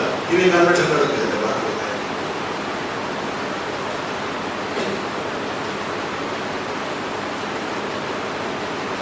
നമുക്ക് സുവിശേഷം ഒന്ന് വായിച്ചു നോക്കാം. എടുക്കണ്ട. ഓരോ സുവിശേഷത്തിലും യേശുക്രിസ്തുവിനെ കുതിച്ചതും ക്രൂശിക്കാൻ കൊണ്ടുപോകുന്നതുമായ സംഭവങ്ങളെല്ലാം ഒന്ന് നോക്ക് നിങ്ങൾ. അവിടെ മഹാപുരോഹിതനും പീലാത്തോസും ഒക്കെ ആവർത്തിച്ച് യേശുവിനോട് ചോദിക്കുന്ന ഒരു ചോദ്യമുണ്ട്. ഇവർ നിന്റെ നേരെ പറയുന്ന ദൂഷണം നീ കേൾക്കുന്നില്ലയോ? നിനക്കൊന്നും അറിഞ്ഞേ നിങ്ങള് അറിയാനില്ലേ? ചുമ്മാ അക്ഷരത്തിന്റെ മേളിലൂടെ വായിച്ചു പോകരുത്. അടിവരയിടണം. യേശുക്രിസ്തു പീലാത്തോസിന്റെ കൽത്തളത്തിൽ നിൽക്കുമ്പോൾ, അതുപോലെ മഹാപുരോഹിതനായ കയ്യഫാവിന്റെ മുന്നിൽ നിൽക്കുമ്പോൾ, യഹൂദന്മാർ ക്രിസ്തുവിന് വിപരീതമായി ദൂഷണങ്ങൾ പറഞ്ഞുമ്പോൾ അദ്ദേഹം മിണ്ടാതെ നിൽക്കുകയാണ്. അങ്ങനെ മിണ്ടാതെ നിൽക്കുന്ന യേശുവിനോട് ചോദിക്കുക, നിനക്കൊന്നും ഉത്തരം പറയാനില്ലേ? നമ്മളാണ് 100 ഉത്തരം. നീ അതാണ് എന്നെ കുറിച്ച് പറഞ്ഞത്. അധികം പറയരുത് കേട്ടോ.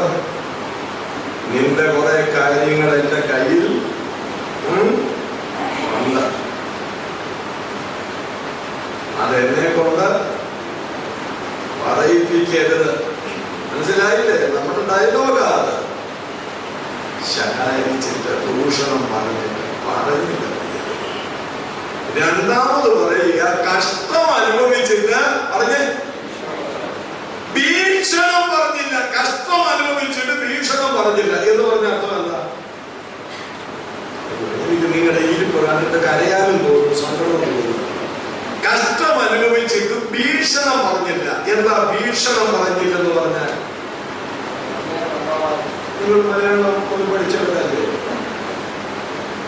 എന്ന് പറഞ്ഞാൽ കഷ്ടം അനുഭവിച്ച സമയത്ത് ഭീഷണിപ്പെടുത്തിയില്ലെന്ന്. വേണമെങ്കിൽ കർത്താവിനെ ഭീഷണിപ്പെടുത്താമായിരുന്നു. എന്ന് പറഞ്ഞ് ഭീഷണിപ്പെടുത്താം? ഭാവിക്ക് വേണ്ടി മരിക്കാൻ വന്നത് കൊണ്ട് ഞാനിപ്പോഴൊന്നും ഉയർത്തെഴുന്നേറ്റ് വരട്ടെ, അപ്പം നിന്നെയൊക്കെ നമ്മളങ്ങനെ പറയുന്നത്. ഇപ്പൊ ഈ സർക്കാരുള്ളതുകൊണ്ട് പോകുന്നു. ഇപ്പൊ ഞാൻ വിശ്വാസികൾ നിൽക്കുന്നു, അതുകൊണ്ട് ഞാനൊന്നും, ചില വീട്ടിൽ ഭാര്യയോട് ഭർത്താവ് പറയും പിള്ളേര് നിൽക്കുന്നു, ഞാനിപ്പോഴൊന്നും പിള്ളേർ പുറകോട്ടി പോകണം, ഞാൻ മാറ്റില്ല.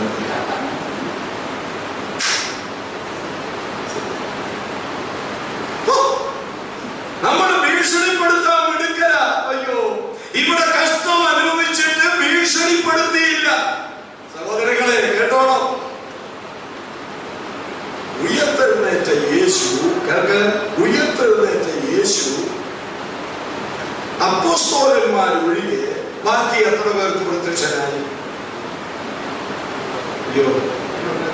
500 പേർ.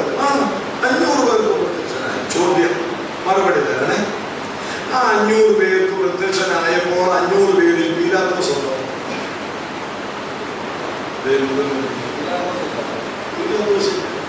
നമ്മളാണ് ആദ്യം എവിടെ പോയത്? ഉയർത്തെഴുന്നേറ്റ് വന്നോണം തന്നെ എവിടെ പോയത്? പീലാത്തോസിന്റെ കൊട്ടാരത്തിന്റെ വാതിൽക്കൂടെ ഒരു നടപ്പൊക്കെ ഉണ്ട്. അതൊരു കുഞ്ഞൊന്നും കണ്ടോ? ഇങ്ങനെ കൈയൊക്കെ കാണും. ഇപ്പൊ എങ്ങനെയുണ്ട്? അയ്യോ, ആയിട്ട് പ്രത്യക്ഷനായിരുന്നെങ്കിൽ അപ്പം തന്നെ അറ്റാക്കി പിടിച്ച് യേശു ക്രിസ്തുവിന്റെ ശത്രുക്കളിൽ ഒരുത്തന് പോലും ക്രിസ്തു ഉയർത്തെഴുന്നേറ്റ് പ്രത്യക്ഷനായില്ല. കാരണം അവരെ ഭീഷണിപ്പെടുത്താൻ അവിടുന്ന് ആഗ്രഹിച്ചില്ല. എന്റെ വാത്സല്യ സഹോദരങ്ങളെ, പിന്തുടരുവാൻ നമുക്കൊരു മാതൃക വെച്ചേച്ചു പോയിരിക്കുന്നു എന്ന് ആ വേദഭാഗത്ത് തന്നെ പറഞ്ഞിട്ടുണ്ട്. നമ്മൾ എത്രയോ കാലം അകലെയാണ് അതിൽ നിന്ന്. ദൈവം നമ്മോട് ഇടപെട്ട് ദീർഘക്ഷമ നമ്മുടെ സഭയിലുണ്ടെങ്കിൽ സഭയിൽ ഐക്യം നിലനിർത്താനായിട്ട് കഴിയും. കർത്താവ് സഹായിക്കട്ടെ. ഒരാളെ കൂടെ ഒന്ന് പരിചയപ്പെടുത്താം. ദാവീദ് തന്നെയാണ്. അത് എടുക്കാൻ വായിക്കണം. 2 ശമൂവേൽ 16-ാം അധ്യായം 5 മുതൽ 10 വരെയുള്ള വാക്യങ്ങളാണ് കേട്ടോ. ഞാനൊന്ന് പറയാൻ പോവുക. ദാവീദ് അബ്ശാലോമിനെ ഭയന്ന് യെരൂശലേം വിട്ട് ഓടിപ്പോയി പലയിടങ്ങളിലായി കറങ്ങി ഇപ്പോൾ ബഹൂരീമിൽ എത്തിയിരിക്കുക. എവിടെയാ എത്തിയത്? ബഹുദൂരം.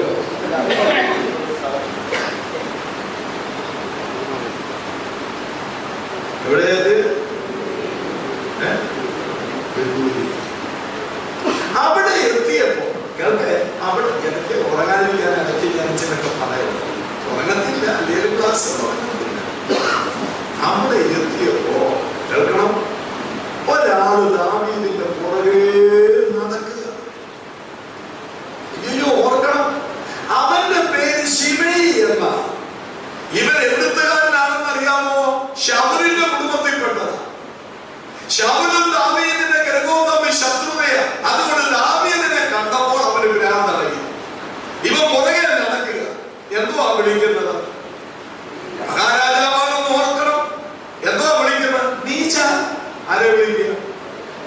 ദാവീദിനെ മഹാരാജാവിനെ വിളിക്കുക. നീച്ച, പോ പോ. നമ്മളാണ് നീച്ച, പോ പോ പോ പോ എന്ന് പറഞ്ഞ് നമ്മുടെ പുറകെ നടന്നാൽ എല്ലാം പറഞ്ഞത് അമ്മന്റെ സ്ഥലം നിനക്കെല്ലാം ഇത് വലിച്ചു കിട്ടിയതാണ്. എന്തെല്ലാം ആദ്യം ചോദിച്ച് നിങ്ങൾക്ക് മനസ്സിലാകാൻ ഞാൻ ഇങ്ങനെ അവതരിപ്പിക്കുക. നീച്ച, പോ പോ. ഒന്നും മിണ്ടുന്നില്ല. മിണ്ടാതെ വന്നപ്പോൾ അടുത്ത് തന്നെ അവന്റെ പണി നിൽക്കാമോ? മണ്ണുവായി. കല്ലും ഓർക്കണം നിങ്ങള്, കല്ലും മണ്ണും വാരിയിട്ട് ഈ മഹാരാജാവിനെ എറിയുക. എന്റെ ദൈവമേ, നിങ്ങളൊന്നും മനസ്സിലൂടെ കരുതിക്കേ പ്രിയപ്പെട്ടവരെ. ഈ മണ്ണും കല്ലും എല്ലാം ദേഹത്ത് വീഴുന്നു. ആരുടെ ദേഹത്ത്? മഹാരാജാവിന്റെ ദേഹത്ത്. കൂടെ നടന്ന ഒരു വൃത്തം പറഞ്ഞു, എന്താ കൂടെ നടന്ന ഒരുത്തം പറഞ്ഞു, എന്താ വായിച്ചിട്ടില്ലേ? പോയി വായിക്കണമെന്നേ, നന്നാകട്ടെ. കൂടെ നടന്ന് ഒരുത്തം പറഞ്ഞത് ഇങ്ങനെയാ, ഈ നായെ വെട്ടിയേക്കട്ടെ എന്ന് ചോദിച്ചു. ആ വാക്ക ഉപയോഗിച്ചിരിക്കുന്നു. ഈ നായെ വെട്ടിക്കളഞ്ഞേക്കട്ടെ എന്ന് ചോദിച്ചു. നമ്മളാണേനോ സ്തോത്രം തട്ടിയതായി. വെട്ടിക്കളയട്ടെ എന്ന് ചോദിച്ചപ്പോ നമ്മുടെ ഹൃദയം ഒന്നും പിടയ്ക്കണം പ്രിയരെ. വെട്ടിക്കളയട്ടെ എന്ന് ചോദിച്ചപ്പോ ദാവീദിന്റെ മറുപടി പാടില്ല. ദാവീദിനെ ശപിക്കാൻ ദൈവം അവനോട് കൽപ്പിച്ചിരിക്കുന്നു. അവൻ ശപിക്കട്ടെ എന്ന്. അവന്റെ ശാപം ദൈവം എനിക്ക് അനുഗ്രഹമാക്കി മാറ്റും. Praise God. ഇതാണ് ദീർഘക്ഷമ എന്ന് പറയുന്നത്. ഇതുണ്ടെങ്കിൽ ഞാൻ അടിവരയിട്ട് പറയട്ടെ, സഹോദരി സഹോദരന്മാരെ, നിങ്ങളുടെ കുടുംബത്തിലും നിങ്ങൾ ഉൾപ്പെട്ടു നിൽക്കുന്ന സഭയിലും ഐക്യം നിലനിർത്താനായിട്ട് കഴിയും. കർത്താവ് സഹായിക്കുമാറാകട്ടെ. ഇനിയും 4-ാമത്തെ ദൈവകൃപ, ഐക്യം നിലനിർത്താൻ സഹായിക്കുന്ന 4-ാമത്തെ കൃപ നമുക്ക് തുടർന്ന് വായിക്കാം മക്കളെ. അതിന്റെ 2-ാം വാക്യം വീണ്ടും ഒന്ന് വായിക്കാം. ദീർഘക്ഷമയോടുകൂടെ നടക്കുകയും അടുത്തത് സ്നേഹം. ഐക്യം നിലനിർത്താൻ സഹായിക്കുന്ന 4-ാമത്തെ കൃപയാണ് സ്നേഹം. സ്നേഹം നഷ്ടപ്പെടുമ്പോഴാണ് ഐക്യവും നഷ്ടപ്പെടുന്നത്. സ്നേഹമുള്ളപ്പോഴാണ് എന്തുള്ളത്? ഐക്യവുമുള്ളത്. സ്നേഹം, ഈ സ്നേഹം എന്നൊക്കെ പറയുന്നത് പകരത്തിന് പകരമായിട്ടുള്ളതല്ല. നമ്മുടെയൊക്കെ സ്നേഹം പകരത്തിന് പകരമായിട്ടുള്ളതാണ്. മിണ്ടാതൊക്കെ ഇരുന്നു, അതിന് കുഴപ്പമില്ല. പക്ഷെ സത്യമായി എന്നോട് മിണ്ടുകയാണെങ്കിൽ ഞാൻ ഈ കഴിഞ്ഞ ദിവസം വരെ അതല്ലേ പറഞ്ഞോട് നടന്നത്. വീട്ടിലെ ആരും കേൾക്കാതെ ഭർത്താവിനോടും ഭാര്യയോടും ഒക്കെ പറഞ്ഞില്ല. അങ്ങനൊന്നും മുന്നേണ്ട കാര്യമൊന്നുമില്ല. ഇങ്ങോട്ടുണ്ടെങ്കിൽ അങ്ങോട്ടും പറഞ്ഞതുപോലെ ഞാൻ നല്ലവർക്ക് നല്ലതാണ്, മോശക്കാരനെങ്കിൽ എനിക്ക് കയ്യിലൊന്നാണ് എന്റെ വീട്ടിൽ യോഗത്തിന് വരാഞ്ഞത് കൊണ്ട് അവരുടെ വീട്ടിലെ പ്രാർത്ഥനയ്ക്ക് ഇവിടുന്ന് ആരും തന്നെ പോകുന്നില്ല. എന്നാൽ അവരെന്തുകൊണ്ടാ വരാഞ്ഞെന്നുള്ള കാരണമൊന്നും അന്വേഷിക്കാതെ അടിച്ചു വിടുന്നത്. നമ്മൾ പറയും ഇത് കൃപായുഗമാണെന്നാണ് പറയുന്നത്. പക്ഷെ നമ്മുടെ പ്രവൃത്തി കണ്ടാലുണ്ടല്ലോ ന്യായപ്രമാണം യുഗമാണെന്ന് തോന്നിപ്പോകും. പല്ലിന് പകരം പല്ല്, കണ്ണിന് പകരം കണ്ണ്. ഇതാണ് നമ്മുടെ സ്നേഹം. മനസ്സിലായില്ലേ? ഇങ്ങോട്ടുണ്ട് അങ്ങോട്ടുണ്ട്. അങ്ങനെ അങ്ങനെ അങ്ങനെ ചില ഗ്രൂപ്പായിട്ടൊരു സ്നേഹമുണ്ട്. അത് കണ്ടിട്ടുണ്ട് ഉണ്ട്. അത് ഈ എളിയൊരു ഒത്തിരി കണ്ടതാണ് ഗ്രൂപ്പായിട്ട് സ്നേഹം. ആ ഗ്രൂപ്പ് ഏതൊക്കെയാണെന്നൊന്ന് ഞാൻ ഇവിടെ വിവരിക്കാനായി ഒരു ഗ്രൂപ്പാണ്, ഇവിടെ ഒരു ഗ്രൂപ്പ്. ഈ ഗ്രൂപ്പുകാർ തമ്മിലാ സ്നേഹം. പ്രാർത്ഥിക്കാൻ കൊടുക്കുന്നതും ആ ഗ്രൂപ്പുകാർ തമ്മിലാ. വേറെ ഒരാളെ വിളിക്കുന്നില്ല. അവര് തന്നെ ഇങ്ങനത്തെ ഒരു സ്നേഹം ഞാൻ ബൈബിളിൽ കണ്ടിട്ടില്ല. സ്നേഹം ദോഷത്തെ കണക്കിടുന്നില്ല. സ്നേഹം ദോഷത്തെ കണക്കിടുന്നില്ല. നമ്മൾ ഈ ദോഷം പറഞ്ഞുകൊണ്ടാണ് നടക്കുന്നത്. ഒരു മനുഷ്യനെ കുറിച്ച് ഇപ്പൊ ഒരാൾ പറയുകയാണ്, ആ അതൊരു സഹോദരൻ ഞാൻ ഈ കഴിഞ്ഞിടയിലാണ് പരിചയപ്പെട്ടത്, അദ്ദേഹത്തിന്റെ ശുശ്രൂഷയൊക്കെ നല്ലതാ കേട്ടോ. അപ്പൊ എന്താ മറുപടി? അത് ശരിയാ കേട്ടോ, അത് ശരിയാ. പക്ഷേ അത് ഇച്ചിരി ദൂരോടുകൂടെ പഠിപ്പില്ല കേട്ടോ. പ്രസംഗമൊക്കെ നല്ലതാണ്. പക്ഷേ ബാക്കി ദോഷമാണ് കിടക്കുന്നത്. അപ്പൊ പിന്നെ മറ്റേ കൂടി ഒരു പക്ഷേ അത് പക്ഷേയാ. സ്നേഹമുണ്ടെങ്കിൽ നമ്മുടെ ദോഷം കണക്കിടത്തില്ല. ഓർക്കണേ, യേശുക്രിസ്തു നമ്മുടെ ദോഷം കണക്കിട്ടിരുന്നെങ്കിൽ നമ്മളെ സ്നേഹിക്കാൻ കഴിയുകയില്ലായിരുന്നു. റോമാലേഖനം 5-ാം അധ്യായത്തിൽ നാം എങ്ങനെയുള്ളവരായിരുന്നെന്നും അങ്ങനെയുള്ളവരെ യേശു സ്നേഹിച്ചുവെന്നും പറയുന്നുണ്ട്. പാപികളായിരുന്നപ്പോൾ, ശത്രുക്കളായിരുന്നപ്പോൾ, അഭക്തരായിരുന്നപ്പോൾ, എന്റെ വാത്സല്യ സഹോദരങ്ങളെ, അവിടെ എങ്ങാനും നമ്മുടെ യോഗ്യത പറയുന്നുണ്ടോ? അവിടെ മൊത്തം അയോഗ്യതയല്ലേ? ആ ദോഷത്തെ കണക്കിടാതെ അവിടുന്ന് സ്നേഹിച്ചില്ലേ? ആ സ്നേഹമാണ് അഗപ്പേ എന്ന് പറയുന്നത്.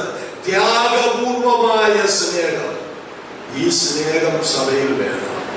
ഈ സ്നേഹം സഭയിൽ ഉണ്ടെങ്കിൽ ഐക്യം നിലനിർത്താനായിട്ട് കഴിയും. ഞാൻ ഈ കഴിഞ്ഞ ദിവസം പത്രോസിന്റെ ലേഖനം വായിച്ചപ്പോൾ അവിടെ സ്നേഹത്തിന്റെ ഒരു തെളിവ്, സ്നേഹം ഉണ്ടെന്നുള്ളതിന്റെ ഒരു തെളിവ് അവിടെ രേഖപ്പെടുത്തി. അതിങ്ങനെയാ: സ്നേഹം പാപത്തിന്റെ ബഹുത്വത്തെ മറയ്ക്കുന്നു. സ്നേഹം പാപത്തിന്റെ ബഹുത്വത്തെ മറയ്ക്കുന്നു എന്ന് പറഞ്ഞാൽ എന്താ? ആരെന്തെല്ലാം പാപം ചെയ്താലും അവൻ ചെയ്തോട്ടെ, അവന് സന്തോഷമായിട്ടല്ലേ അവൻ പാപം ചെയ്യുന്നു, അവൻ ചെയ്തോട്ടെ, അതാണ് എന്ന് പറഞ്ഞാൽ പാപത്തെ തർജ്ജനം ചെയ്യണം, പാപത്തെ ശാസിക്കണം, പാപത്തെ ശിക്ഷിക്കണം. പക്ഷേ അത് നാടെങ്ങും എന്താക്കരുത്? പരസ്യമാക്കരുത്. ഇന്ന് സഹോദരന്മാരാരെങ്കിലും എന്തെങ്കിലും ഒരു കുറവുണ്ടെങ്കിൽ വളരെ വേഗത്തില് ലോകം മുഴുവൻ അത് പരത്തുന്നത്. അതിൽ പറ്റിയ സാധനങ്ങൾ നമ്മുടെ മൊബൈലിൽ ഉണ്ടെന്നുള്ളത് തീർന്നോ? അത് മോൻ പറഞ്ഞില്ലെങ്കിലും 10 മിനിറ്റ് എന്ന് പറഞ്ഞാൽ 10 മിനിറ്റ് എത്തിച്ച് നിർത്തുക. നമുക്കിപ്പോ എല്ലാവരും എടുക്കണം, ഇത് മതിയല്ലോ. നന്നാകാനുള്ളവരോട് അധികം പറയേണ്ട നല്ല കാര്യമുണ്ടോ? ഇല്ല. സഹോദരന്മാരുടെ കുറവുകൾ പറഞ്ഞു പരത്തരുത്. അത് സ്നേഹമില്ലാത്തതിന്റെ ലക്ഷണമാണ്. പറഞ്ഞു പരത്താൻ ഉള്ള ഒത്തിരി സാധ്യതയുണ്ട് നമ്മുടെ മൊബൈലിൽ. അതിലൊന്നാണ് എന്താ? അറിയാൻ വയ്യാത്തവരെ കൊണ്ടായിരിക്കും വാട്സപ്പ്. ഞാൻ വാട്സപ്പ് എന്നല്ല പറയുന്നത്, ആപ്പെന്ന വാട്സാപ്പ് എന്നാണ് ഞാൻ പറയുന്നത്. അതിനകത്ത് എന്ത് ഗോസിപ്പുകളാ വായിക്കുന്നത്. ഇതാരാ? വിശ്വാസികളാണെന്ന് ഓർക്കണം. അല്ലാതെ നാട്ടുകാരല്ല, ലോക മനുഷ്യരല്ല. എത്രയോ ആളുകളെ ഉറക്കം കെടുത്തുന്ന, എത്രയോ ആളുകളെ വേദനയിലേക്ക് തള്ളിക്കളയുന്ന എത്രയോ ഗോസിപ്പുകളാണ് ഈ വാട്സാപ്പിലൂടെ പുറത്തു വരുന്നത്. ഇതാണോ ദൈവസ്നേഹം എന്ന് പറയുന്നത്? എന്നാൽ ആ സഹോദരനെ ഒന്ന് വിളിച്ചിട്ട് ബ്രദറെ എന്താ കാര്യം ചോദിക്കത്തില്ല. ഇപ്പൊ ഞാൻ പറയാം, ഒരു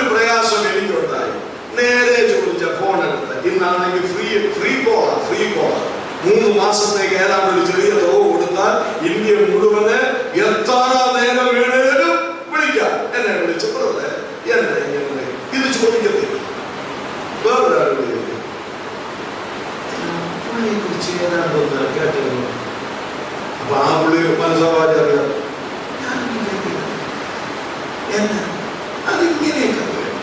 അപ്പൊ തൃപ്തി വന്നില്ല, അടുത്താണ്ട് കാണാം. പുള്ളിയെ കുറിച്ച് ചേരാമെന്ന് കേട്ടല്ലോ.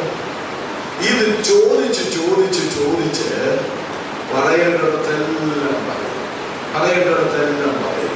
വല്ല ആവശ്യമുണ്ടോ? ഒരു കോളല്ലേ, ഒറ്റ മിനിറ്റിന്റെ കോളല്ലേ, എന്താ സഹോദരി അല്ലെങ്കിൽ എന്താ സഹോദര പ്രശ്നം? ഒരൊറ്റ മിനിറ്റിന്റെ കോള് ചോദിക്കുന്നില്ല, പറഞ്ഞു വരുത്തുക. പാടില്ലേ? കനാൻ ശപിക്കപ്പെട്ടു. എന്താ കാര്യം? അത് വായിച്ചിട്ടില്ല, വായിക്കാൻ കൊള്ളാത്ത ഭാഗം അല്ലെങ്കിൽ കനാൻ ശപിക്കപ്പെട്ടു. എന്താ കാര്യം? അവൻ അകത്തോട്ട് കയറിയപ്പോൾ അപ്പൻ വിവസ്ത്രനായി കിടക്കുന്നു. അപ്പൻ ചെയ്തത് തെറ്റ്, കുടിച്ചു ദിവസമായിട്ട് കൂടി കിടക്കുക. അവന്റെ കൈകളുടെ അധ്വാന ഫലം തിന്നുമെന്നുള്ള ആ സങ്കീർത്തനം കൂടി തെറ്റില്ല. അത് സങ്കീർത്തനം എഴുതിയിട്ടില്ല എങ്കിലും തെറ്റിദ്ധരിച്ചു. അതുകൊണ്ട് കൈകളുടെ അധ്വാന ഫലം മുതിർച്ചാൽ മോന്തിയേച്ച് മത്തനായി വെക്കിലെക്കാനുമില്ല. അത് കൂടാരത്തിൽ വിവസ്ത്രനായി കിടക്കുന്നു. ഇത് ഇവൻ അതുകൊണ്ട് അകത്തോട്ട് ചെന്നപ്പം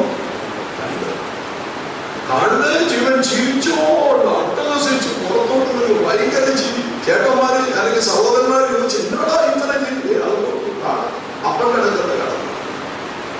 ഈ സഹോദരന്മാരെന്ത് ചെയ്തു? മുഖം തിരിച്ച് ഒരു വസ്ത്രമെടുത്ത് ഒരു പുതപ്പെടുത്ത് വിമുഖനായി നിന്നുകൊണ്ട് അപ്പന്റെ നഗ്നത മറച്ചെന്നാണ് വായിക്കുന്നത്. അപ്പൻ എഴുന്നേറ്റപ്പോൾ ആദ്യം പറഞ്ഞത് കനാൻ ശപിക്കപ്പെട്ടത്. എന്താ കാര്യം? അപ്പന്റെ രഹസ്യത്തെ അവൻ വെളിപ്പെടുത്തി. എന്റെ വാത്സല്യ സഹോദരങ്ങളോട് പറയട്ടെ, തെറ്റ് തന്നെയാണ്. അതിനെ ശാസിക്കണം, തർജ്ജനം ചെയ്യണം, ശിക്ഷിക്കേണ്ടതിനെ ശിക്ഷിക്കണം. എന്നാൽ ഒരു സഹോദരൻ തീരത്തക്കവണ്ണം ഇല്ലാതാകത്തക്കവണ്ണം അവന്റെ കുറവുകളെ പറഞ്ഞു പരത്തുന്നത് ദൈവസ്നേഹം ഇല്ലാത്തതിന്റെ തെളിവാണ്. അതാണ് പത്രോസ് പറയുന്നത്, പാപത്തിന്റെ ബഹുത്വത്തെ സ്നേഹം മറച്ചു കളയുന്നുവെന്ന്. കർത്താവ് നമ്മെ സഹായിക്കട്ടെ. അതുകൊണ്ട് സ്നേഹം, നമ്മുടെ കർത്താവിന്റെ സ്നേഹം, ആ സ്നേഹം പോലെയുള്ള സ്നേഹം, ഞാൻ നിങ്ങളെ സ്നേഹിച്ചതുപോലെ നിങ്ങളും തമ്മിൽ സ്നേഹിപ്പി. ആ സ്നേഹം നമുക്ക് കൂട്ടി ഉറപ്പിക്കാൻ പ്രിയരെ. അതിനൊക്കെ ഒത്തിരി തകരാറുകൾ വന്നിട്ടുണ്ട്. അതില്ലാതെ പോയതാണ് ഐക്യം നമ്മളിൽ നഷ്ടപ്പെട്ടത്. ഞാൻ എന്റെ വാക്കുകളെ അവസാനിപ്പിക്കട്ടെ. 5 മിനിറ്റ് കൊണ്ട് 5 മിനിറ്റ് കൊണ്ട് ഒരു 2-3 കാര്യം 5 മിനിറ്റ് കൊണ്ട് 5 ആണോ അല്ല കിടക്കുക 48 10 മിനിറ്റ് കൊണ്ട് 2 മിനിറ്റ് പ്രാർത്ഥിക്കാൻ. 1 മണിക്ക് ആഹാരം, അല്ലാതെ ആരും 12:30 ആഹാരം കഴിക്കുകയല്ല. 1 മണിക്ക് ആഹാരം കഴിക്കത്തക്കവണ്ണം 2 മിനിറ്റ് കൊണ്ട് പ്രാർത്ഥിച്ച് 1 മണിയാക്കി നമ്മൾ പിരിഞ്ഞു പോകും. ഇനി ഈ ഐക്യത്തിനുള്ള 5ാമത്തെ കൃപ നോക്കി. 5ാമത്തെ കൃപ വായിച്ചേ പോലെ. 5ാമത്തെ കൃപ അതിന്റെ 3-ാം വാക്യം വായിച്ചേ. 3-ാം വാക്യം, അന്യോന്യം പൊറുക്കണം. എന്താ ഈ പൊറുക്കുക എന്ന് പറഞ്ഞ? ക്ഷമിക്കുക, പൊറുക്കുക. ഞങ്ങളുടെ നാട്ടിൽ പൊറുക്കുന്നതിന് വേറൊരു വാക്ക് പറയും. ഇപ്പോൾ അവൻ ആ വീട്ടിലാ പൊറുക്കുന്നതെന്ന് പറയും. അത് താമസിക്കുന്നതിന് പറയുന്നു. ആ വീട്ടിലാ താമസിക്കുന്നത്. ആ പൊറുക്കലല്ല, ക്ഷമിക്കുന്നതിനെയാണ്. സ്തോത്രം. ഒന്ന് നടക്കട്ടെ ഹൃദയത്തിലേക്ക്. ക്ഷമയുണ്ടെങ്കിൽ അവൻ ഐക്യമില്ലാത്തതിന്റെ കാരണം ക്ഷമ എന്ന കൃപ ഇല്ലാത്തത് കൊണ്ടാണ്. ക്ഷമിക്കുക. കൊലോസ്യ ലേഖനം 3-ാം അധ്യായം 12-13 വാക്യങ്ങളൊന്ന് വായിച്ചേ മോനെ. കൊലോസ്യ ലേഖനം 3-ാം അധ്യായം 12-13 വാക്യങ്ങൾ. അതുകൊണ്ട് ദൈവത്തിന്റെ തിരഞ്ഞെടുക്കപ്പെട്ടവരും വിശുദ്ധന്മാരും പ്രിയരുമായി മനസ്സറിവ്, ദയ, താഴ്മ, സൗമ്യത, ദീർഘക്ഷമ എന്നിവ ധരിച്ചുകൊണ്ട്, ഇപ്പൊ നമ്മൾ ചിന്തിച്ചതൊക്കെ അതിനകത്ത് വരുന്നുണ്ട്. ധരിച്ചുകൊണ്ട് അന്യോന്യം ക്ഷമിക്കുകയും ഒരുവനോടൊരുവന് വഴക്കുണ്ടായാൽ ക്ഷമിക്കുകയും ചെയ്യും. ഒരുവനോട് ഒരുവന് വഴക്കുണ്ടായാൽ എന്ത് ചെയ്യണമെന്ന്? തമ്മില് ക്ഷമിക്കണം. ഇവിടെ ഒരു വാക്ക്, ഒരുവനോട് ഒരുവനും വഴക്കുണ്ടായാൽ. അപ്പോൾ എന്തുണ്ടാകാം? വഴക്കുണ്ടാകാൻ സാധ്യതയുണ്ട്. ഇല്ലെന്നൊന്നും പറയുന്നില്ല. ചില വീട്ടിൽ പറയുന്നത് കേട്ടിട്ടുണ്ട്, ഞങ്ങൾ തമ്മിൽ ഒരു വഴക്കും. ചില പുരുഷന്മാർ ഈ ഭാര്യമാരെ നോക്കാൻ വേണ്ടി പറയുകയും എന്നോട് അവിടെ കമാന്നൊരക്ഷരം അല്ലെങ്കിൽ തിരിച്ചു പറയും, എനിക്ക് അവളോട് വർഷം ഇത്രയായിട്ടും കണ്ടോ, ഇത്രയും വർഷമായിട്ടും എന്റെ ഭാര്യയോട് ഒരക്ഷരം പറയേണ്ടതായിട്ട് വന്നിട്ടില്ല. നേരെ ഈ പുള്ളി നിങ്ങളുടെ സംസാരം നിർത്തിയിട്ട് വേണ്ട ഈ പുള്ളിക്ക് പറയാൻ. ഇവിടെ ഇങ്ങനെ സംസാരിച്ചുകൊണ്ടിരിക്കുന്നത് ഇവിടെ കമാൻ പറയാൻ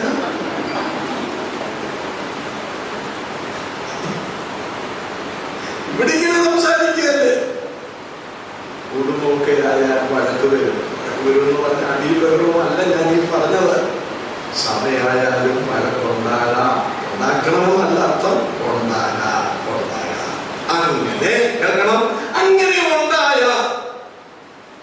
ഉണ്ടായാൽ വഴക്ക്, സഹോദരങ്ങൾ തമ്മിൽ വഴക്കുണ്ടായാൽ എന്ത് ചെയ്യണം? അന്യോന്യം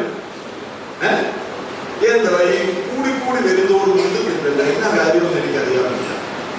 അന്യോന്യം കൊടുക്കണം, ക്ഷമിക്കണം, അന്യോന്യം ക്ഷമിക്കണം. അതാണ് എഫേസ്യ ലേഖനത്തിൽ പറയുന്നത്.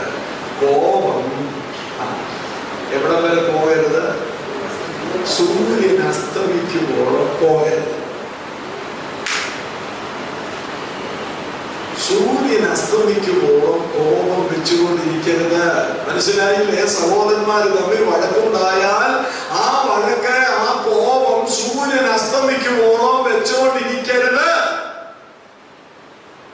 എത്ര പേരിത് പാലിക്കുന്നു? സത്യം കയ്യൊന്നും നോക്കേണ്ട കാര്യം. എത്ര പേര് ഒരു വിദ്വാൻ പറഞ്ഞത് എന്താണെന്നറിയാം. അത് അതിനേക്കാൾ രസം. അവനോട് പറഞ്ഞിട്ട് ഇങ്ങനെ വഴക്കുണ്ടാക്കി ജീവിക്കാതെ ലേഖനത്തിൽ പൗലോസ് പറയുന്നുണ്ട്, വഴക്ക്, കോപം സൂര്യൻ അസ്തമിക്കുന്നതിനെ വെച്ചുകൊണ്ടിരിക്കുന്നതാണ്. അപ്പം പറയുകയാണ്, അതുകൊണ്ടാണ് ഞാൻ കോപം വെച്ചുകൊണ്ടിരിക്കുന്നത്. സൂര്യൻ അസ്തമിക്കുമ്പോൾ കോപം വെച്ചുകൊണ്ടിരിക്കുന്നത് എന്ന് പറഞ്ഞപ്പോ ഇയാള് പറയുക, അതുകൊണ്ടാണ് ഞാൻ കോപം വെച്ചുകൊണ്ടിരിക്കുന്നത്. അപ്പൊ അത് പറഞ്ഞാൽ ചോദിച്ചാൽ അതിനകത്ത് സൂര്യൻ അസ്തമിക്കുന്നില്ലല്ലോ.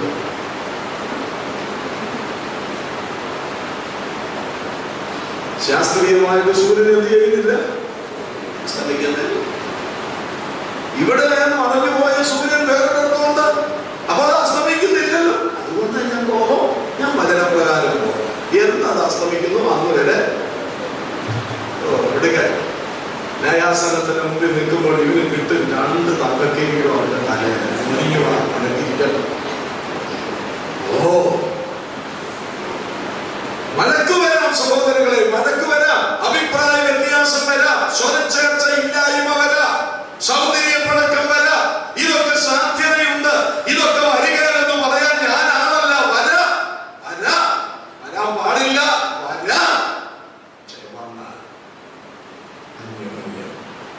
അപ്പോൾ തന്നെ എന്ത് ചെയ്യണം? ക്ഷമിക്കണം, പൊറുക്കണം. നമ്മുടെ കർത്താവ് ഒരു ദൃഷ്ടാന്തത്തിലേക്ക് വേഗത്തിൽ ഒന്ന് കൊണ്ടുവരട്ടെ. നമുക്ക് ആ മത്തായിയുടെ സുവിശേഷം 18-ാം അധ്യായം 35-ാം വാക്യം ഒന്ന് വായിച്ച്, വേഗത്തിൽ ഒന്ന് വായിച്ച് മോനെ. 18-35. നിങ്ങൾ ഓരോരുത്തർ സഹോദരനോട് ഹൃദയപൂർവ്വം ക്ഷമിക്കാഞ്ഞാൽ സ്വർഗ്ഗസ്ഥനായ എന്റെ പിതാവ് അങ്ങനെ തന്നെ നിങ്ങളോടും ചെയ്യും. ഇതിൽ എത്ര പേര് വിശ്വസിക്കുന്നു? അവന്റെ പുത്രനായ യേശുവിന്റെ രക്തം സകല പാപവും പോക്കി നമ്മെ ശുദ്ധീകരിക്കും. സംശയം വേണ്ട. നാം നമ്മുടെ പാപങ്ങളെ ദൈവത്തോട് ഏറ്റുപറയുന്നുവെങ്കിൽ അവൻ നമ്മുടെ പാപങ്ങളെ ക്ഷമിച്ച് സകല അനീതിയും പോക്കി നമ്മെ ശുദ്ധീകരിപ്പാൻ നീതിമാനും വിശ്വസ്തനും ആണ്. സംശയം വേണ്ട. പക്ഷെ ഇവിടെ ഒരു വ്യവസ്ഥയുണ്ട്. അത് ക്ഷമിക്കണമെങ്കിൽ കരുതുക, നിങ്ങൾ ഓരോരുത്തൻ സഹോദരനോട് ക്ഷമിക്കണമെന്നല്ല, ഹൃദയപൂർവം. അതെന്താ അങ്ങനെ പറഞ്ഞത്? നിർത്താൻ പോകുന്നതിന്റെ സന്തോഷത്തിൽ ഒന്ന് സജീവമായിരിക്കും. അതെന്താ അങ്ങനെ പറഞ്ഞത്? ക്ഷമിക്കാൻ പറഞ്ഞ പോലെ ഹൃദയപൂർവം ക്ഷമിക്കാന്ന് പറഞ്ഞ എന്താ? ഇന്നത്തെ പല ക്ഷമയിലും ശരീരത്താണ് പറയുന്നത്. ഇന്നത്തെ പല ക്ഷമിക്കലും ഹൃദയപൂർവം സന്ദർഭം വരുമ്പോൾ അതെടുത്തോണ്ട് വരും. അന്നത്തെ ഞാൻ അങ്ങോട്ട് മറന്നിട്ടില്ല. പിന്നെ ഞാനന്ന് ദൈവത്തെ ഓർത്തങ്ങ് വിട്ട് കളഞ്ഞതേ ഉള്ളൂ. ഓർക്കുമ്പോൾ എനിക്ക് സഹിക്കാൻ പറ്റുന്നില്ല സഹോദരൻ. മരിച്ചാലും മടക്കത്തില്ല. മരിച്ചാലും മടക്കത്തില്ല. മരിച്ചു കഴിഞ്ഞ് കൂടി ജീവിതം ഇല്ലാതെ ചിന്ത. ഇവിടെ എന്താ പറയുന്നത്? അയ്യോ, ഒന്ന് ചിന്തിക്കുക. നിങ്ങൾ ഓരോരുത്തർ സഹോദരനോട് ഹൃദയപൂർവം ക്ഷമിക്കാൻ ഞാൻ സ്വർഗസ്ഥനായ എന്റെ പിതാവ് എങ്ങനെയാ പറഞ്ഞിരിക്കുന്നത്? അങ്ങനെ തന്നെ. അങ്ങനെ തന്നെ നിങ്ങളോട് ക്ഷമിച്ചില്ലെങ്കിൽ പിതാവ് ക്ഷമിക്കുകയല്ലെന്ന് മനസ്സിലായി. സ്വർഗത്തിൽ പോകും, അതിന് സംശയമൊന്നുമില്ല. അതാണ് വാങ്ങിയ ഒരാശ. ഉണർന്നാലും ഉറങ്ങിയിരുന്നാലും ആ മോന്റെ വരവിക്ക് എന്ത് ചെയ്യും? പോകും. അതുകൊണ്ട് ആ സഭായോഗത്തിൽ ഒത്തിരി എന്ന് പറയുന്നത് പോകുമല്ലോ. പോകും, സംശയം വേണ്ട. രക്ഷ പദ്ധതി പണ്ട് കൃഷ്ണകുടി സഭയിൽ പറഞ്ഞതുപോലെ കൊണ്ടുവരാറുടെ രക്ഷ ചെറുകാലത്തിനകത്താണ് കൊണ്ടുവരിക. പറഞ്ഞാൽ എന്നാലും പോവുകയല്ല, ഉടനെ പോകാനുള്ള സാധ്യത. പക്ഷെ ഈ ഒരു വാക്യം നിങ്ങളത് ശ്രദ്ധിക്കണം. ഇത് എന്റെ വാക്കല്ല, എനിക്ക് ആ അങ്ങനെ തന്നെ എന്നുള്ളതാണ് എന്നെ പ്രേരിപ്പിച്ചത്. അങ്ങനെ തന്നെ ചെയ്യും. ക്ഷമിക്കുകയെന്നാണ് പറഞ്ഞത്. അന്യോന്യം ക്ഷമിക്കാത്ത എന്തെങ്കിലും ഉണ്ടോ? ക്ഷമ ചോദിക്കാൻ കഴിയാത്ത എന്തെങ്കിലും ഉണ്ടോ? പറഞ്ഞു. ക്ഷമിക്കുന്നില്ലെങ്കിൽ അങ്ങനെ തന്നെ പിതാവ്. ഇത് പറയാനൊരു കാരണമുണ്ട്. ഇത് പറയാനൊരു കാരണം എന്താണെന്ന് ചോദിച്ചാൽ അവിടെ തന്നെ പറയുന്നുണ്ട്, ഒരുത്തന് കടമുണ്ടായിരുന്നു. എത്ര കടം? 10,000. അത് പറഞ്ഞപ്പോഴാണ് ആ ദൃഷ്ടാന്തം പറയുന്നത്. പത്രോസ് ചോദിച്ചു, സഹോദരന് എത്ര വട്ടം ക്ഷമിക്കണം? 7 വട്ടം മതിയോ എന്ന് ചോദിച്ചു. അല്ലേ? അങ്ങനെയല്ല, അങ്ങനെയാണോ പറഞ്ഞത്?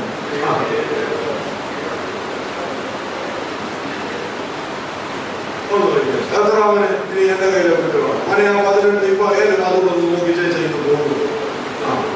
ഇനി അതേത് വാക്യം? അപ്പോൾ പത്രോസ് അവന്റെ അടുക്കൽ വന്ന്, കർത്താവേ, സഹോദരൻ എത്ര വട്ടം എന്നോട് കഴിച്ചാൽ ക്ഷമിക്കണം? 7 വട്ടം മതിയോ എന്ന് ചോദിച്ചു. അപ്പൊ പത്രോസ് 70 വട്ടം പറഞ്ഞു. ന്യായപ്രമാണത്തിൽ എഴുതിയിരിക്കുന്നു, നിങ്ങൾ അങ്ങനെ 7 വട്ടമേ പറഞ്ഞു. ആ ബാക്കിയോട് പറഞ്ഞു. യേശു അവനോട് 7 വട്ടമല്ല 70 വട്ടം എന്ന് ഞാൻ നിങ്ങളോട് പറയുന്നു എന്ന് പറഞ്ഞു. 70 വട്ടം പറഞ്ഞത് ആരാണ്? അങ്ങനെയല്ല പറഞ്ഞത്, പത്രോസ് അല്ല പറഞ്ഞത്, യേശുവാണ് പറഞ്ഞത്. പത്രോസ് ചോദിച്ചത് 7 വട്ടം മതിയോ? പറയാൻ കാര്യമുണ്ട്, കേട്ടോടുക. ഈ യഹൂദന്മാരുടെ ന്യായശാസ്ത്രിമാര് പഠിപ്പിച്ചിരുന്നത് 3 വട്ടം ക്ഷമിക്കണം. പത്രോസ് 4 കൂടെ ചേർത്തിട്ട് 7 വട്ടം മതിയോ എന്ന് ചോദിച്ചു. അപ്പോഴാണ് യേശു പറഞ്ഞത് 70 വട്ടം. അപ്പൊ എത്ര? 70 ഗുണം നമ്മൾ കുണിക്കുന്ന ആളുകളാണ്. 1,00,000 കൊണ്ടിട്ടു അതിന്റെ പലിശ കൂടെ ചേർത്ത് കുണിക്കുന്ന പരിപാടിയാണ് നമുക്കുള്ളത്. അങ്ങനെയെങ്കിൽ നമ്മൾ കുണിക്കുക. 70 വട്ടം. അപ്പൊ എത്ര ആയി? 490. 490 പ്രാവശ്യം ക്ഷമിച്ചാൽ മതി. മനസ്സിൽ നിന്നാൽ മതിയത്. കർത്താവ് ആ കണക്ക് പറഞ്ഞത് 70 വട്ടം എന്ന് പറഞ്ഞാൽ പറയാം, പൂർണ്ണമായി ക്ഷമിക്കണമെന്നാണ്. പൂർണ്ണമായി 7 പൂർണ്ണതയെ കാണിക്കുന്നു. 70 വട്ടം നീ പൂർണ്ണമായി ക്ഷമിക്കണം. എപ്പോഴെല്ലാം സഹോദരൻ തെറ്റ് ചെയ്തോ അപ്പോഴെല്ലാം ക്ഷമിക്കണം. എപ്പോഴെല്ലാം ഭാര്യ തെറ്റ് ചെയ്തോ അപ്പോഴെല്ലാം ഭർത്താവ് ക്ഷമിക്കണം. ഭർത്താവ് എപ്പോഴെല്ലാം തെറ്റ് ചെയ്തോ അപ്പോഴെല്ലാം ഭാര്യ ക്ഷമിക്കണം. അപ്പോഴാണ് കർത്താവ് പറഞ്ഞത്, ഒരുത്തന് 10,000 താലന്ത് കടം കൊടുക്കാൻ രാജാവ് അതിനെ പിടിച്ചുകൊണ്ട് പോകാനായിട്ട് വന്നപ്പോ കാലേ വീണു. എനിക്ക് നിവൃത്തിയില്ല, ഞാനത് തന്നു വീട്ടിക്കൊള്ളാം. ആ 10,000 താലന്ത് അവനെ ഇളച്ചു. ഈ 10,000 താലന്ത് ഇളച്ച സന്തോഷത്തിൽ തുള്ളിച്ചാടി പോകുമ്പോ ഇവനൊരു 100 വെള്ളിക്കാശ് കൊടുക്കാനുള്ളവൻ. 10,000 താലന്ത് ഇവിടെ കിടക്കുന്നു, 100 വെള്ളിക്കാശ് ഇവിടെ കിടക്കുന്നു. 100 വെള്ളിക്കാശ് കൊടുക്കുന്നവൻ നേരെ ചോദിക്കുന്നത് പോലെ ഒറ്റപ്പെടുത്ത്. എവിടാ പിടിച്ചത്? ഇന്നും അവിടെയാ പിടിക്കുന്നത്. ഇവൻ സഭയിൽ തൊണ്ടയാണ്.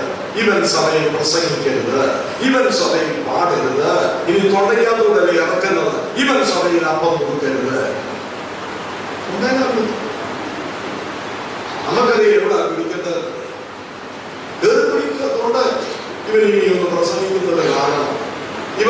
പ്രസ്താവന പറയുന്നു കാണണം, ഇവൻ ബുക്ക് വായിക്കുന്നതൊന്ന് കാണണം, ഇവൻ നോട്ടീസ് വായിക്കുന്നതൊന്ന് കാണണം, ഇവൻ പാട്ട് പാടുന്നതൊന്ന് കാണണം, ഇവൻ പ്രാർത്ഥിക്കുന്നതൊന്ന് കാണണം, ഇവൻ അപ്പം കൊടുക്കുന്നതൊന്ന് കാണണം. തൊണ്ട കൊടുത്തോ, ഇവൻ കണ്ടുകൊള്ളുക, വിടത്തില്ല.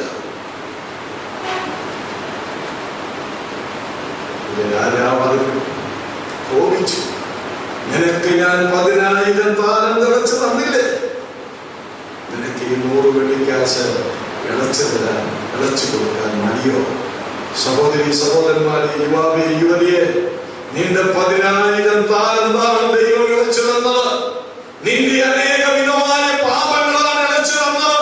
ഒരു പാപവും ബാക്കി വെക്കാതെ ഉദയമസ്തമനത്തോട് അകന്നിരിക്കുന്നത് പോലെ ദൈവത്തിന്റെ പാപങ്ങളെയും ലംഘനങ്ങളെയും നിന്നിൽ നിന്ന് അകറ്റി യേശുക്രിസ്തുവിന്റെ രക്തത്താൽ പൂർണ്ണമായി ശുദ്ധീകരിച്ചെങ്കിൽ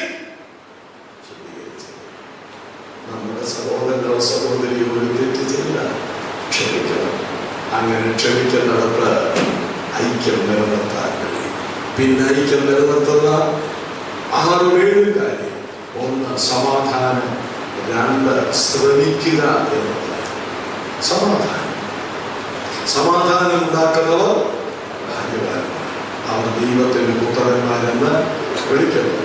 സഭയിലെ സമാധാനത്തെ കെടുത്തി കളയരുത്, തീരുമാനമെടുക്കണമെന്ന് ഞാനാകട്ടെ, എന്റെ കുടുംബത്തിൽപ്പെട്ടവരാകട്ടെ, എന്റെ മാതൃസഭയുടെ ഞാൻ ഉൾപ്പെട്ടു നിൽക്കുന്ന ദൈവസഭയുടെ സമാധാനത്തെ ഒരു നാളും കെടുത്തിക്കളയുന്ന പ്രവൃത്തിയോ വാക്കുകളോ എന്നിൽ നിന്ന് വരികയില്ല, എന്റെ കുടുംബത്തിൽ നിന്ന് വരികയില്ല എന്ന് തീരുമാനമെടുക്കണം. ഒടുവിലായി ശ്രമിക്കണം, ഓരോരുത്തരും ശ്രമിക്കണം. മറ്റുള്ളവരെ കുറ്റം പറഞ്ഞുകൊണ്ട് നിൽക്കുക അല്ല വേണ്ടത്. ഒരു സഭയിലുള്ള സകലരും ശ്രമിക്കണം. എന്തിനു ശ്രമിക്കണം? ഐക്യം നിലനിർത്താൻ ശ്രമിക്കണം. ഞാൻ എന്റെ വാക്കുകളുടെ അവസാനിപ്പിക്കാം. ഈ കാര്യങ്ങൾ നിങ്ങൾക്ക് ബോധിച്ചുവെന്ന് ഞാൻ വിശ്വസിക്കുന്നു, ഗ്രഹിച്ചുവെന്ന് ഞാൻ വിശ്വസിക്കുന്നു. ഐക്യത്തിനുള്ള വിളി, ഐക്യത്തിനുള്ള പ്രബോധനം, ഐക്യത്തിനുള്ള കൃപകൾ, 7 കൃപകളും നമ്മൾ ഓർത്തു. പ്രിയ സഹോദരി സഹോദരന്മാരെ, വരുന്ന ദിവസങ്ങളിൽ ഈ കാര്യങ്ങൾ ഉൾക്കൊണ്ടുകൊണ്ട് ഐക്യം നിലനിർത്താൻ തടസ്സമായി എന്തെങ്കിലും കാര്യങ്ങൾ ഇതിനോടുള്ള ബന്ധത്തിലുണ്ടെന്ന് ദൈവാത്മാവ് നമുക്ക് വചനത്തിലൂടെ ബോധ്യപ്പെടുത്തി തന്നെങ്കിൽ വിട്ടുകളയേണ്ടത് വിട്ടുകളഞ്ഞ് ജീവിതത്തിൽ ഇവ പ്രായോഗികമാക്കി നമ്മുടെ കുടുംബത്തിലും സഭയിലും ഐക്യം നിലനിർത്തി കർത്താവിന്റെ വരവെടുത്തിരിക്കുന്ന ഈ നാളുകളിൽ മുൻപോട്ട് പോകാൻ ദൈവം നമ്മെ സഹായിക്കട്ടെ. കർത്താവിന്റെ നാമം വാഴ്ത്തട്ടെ.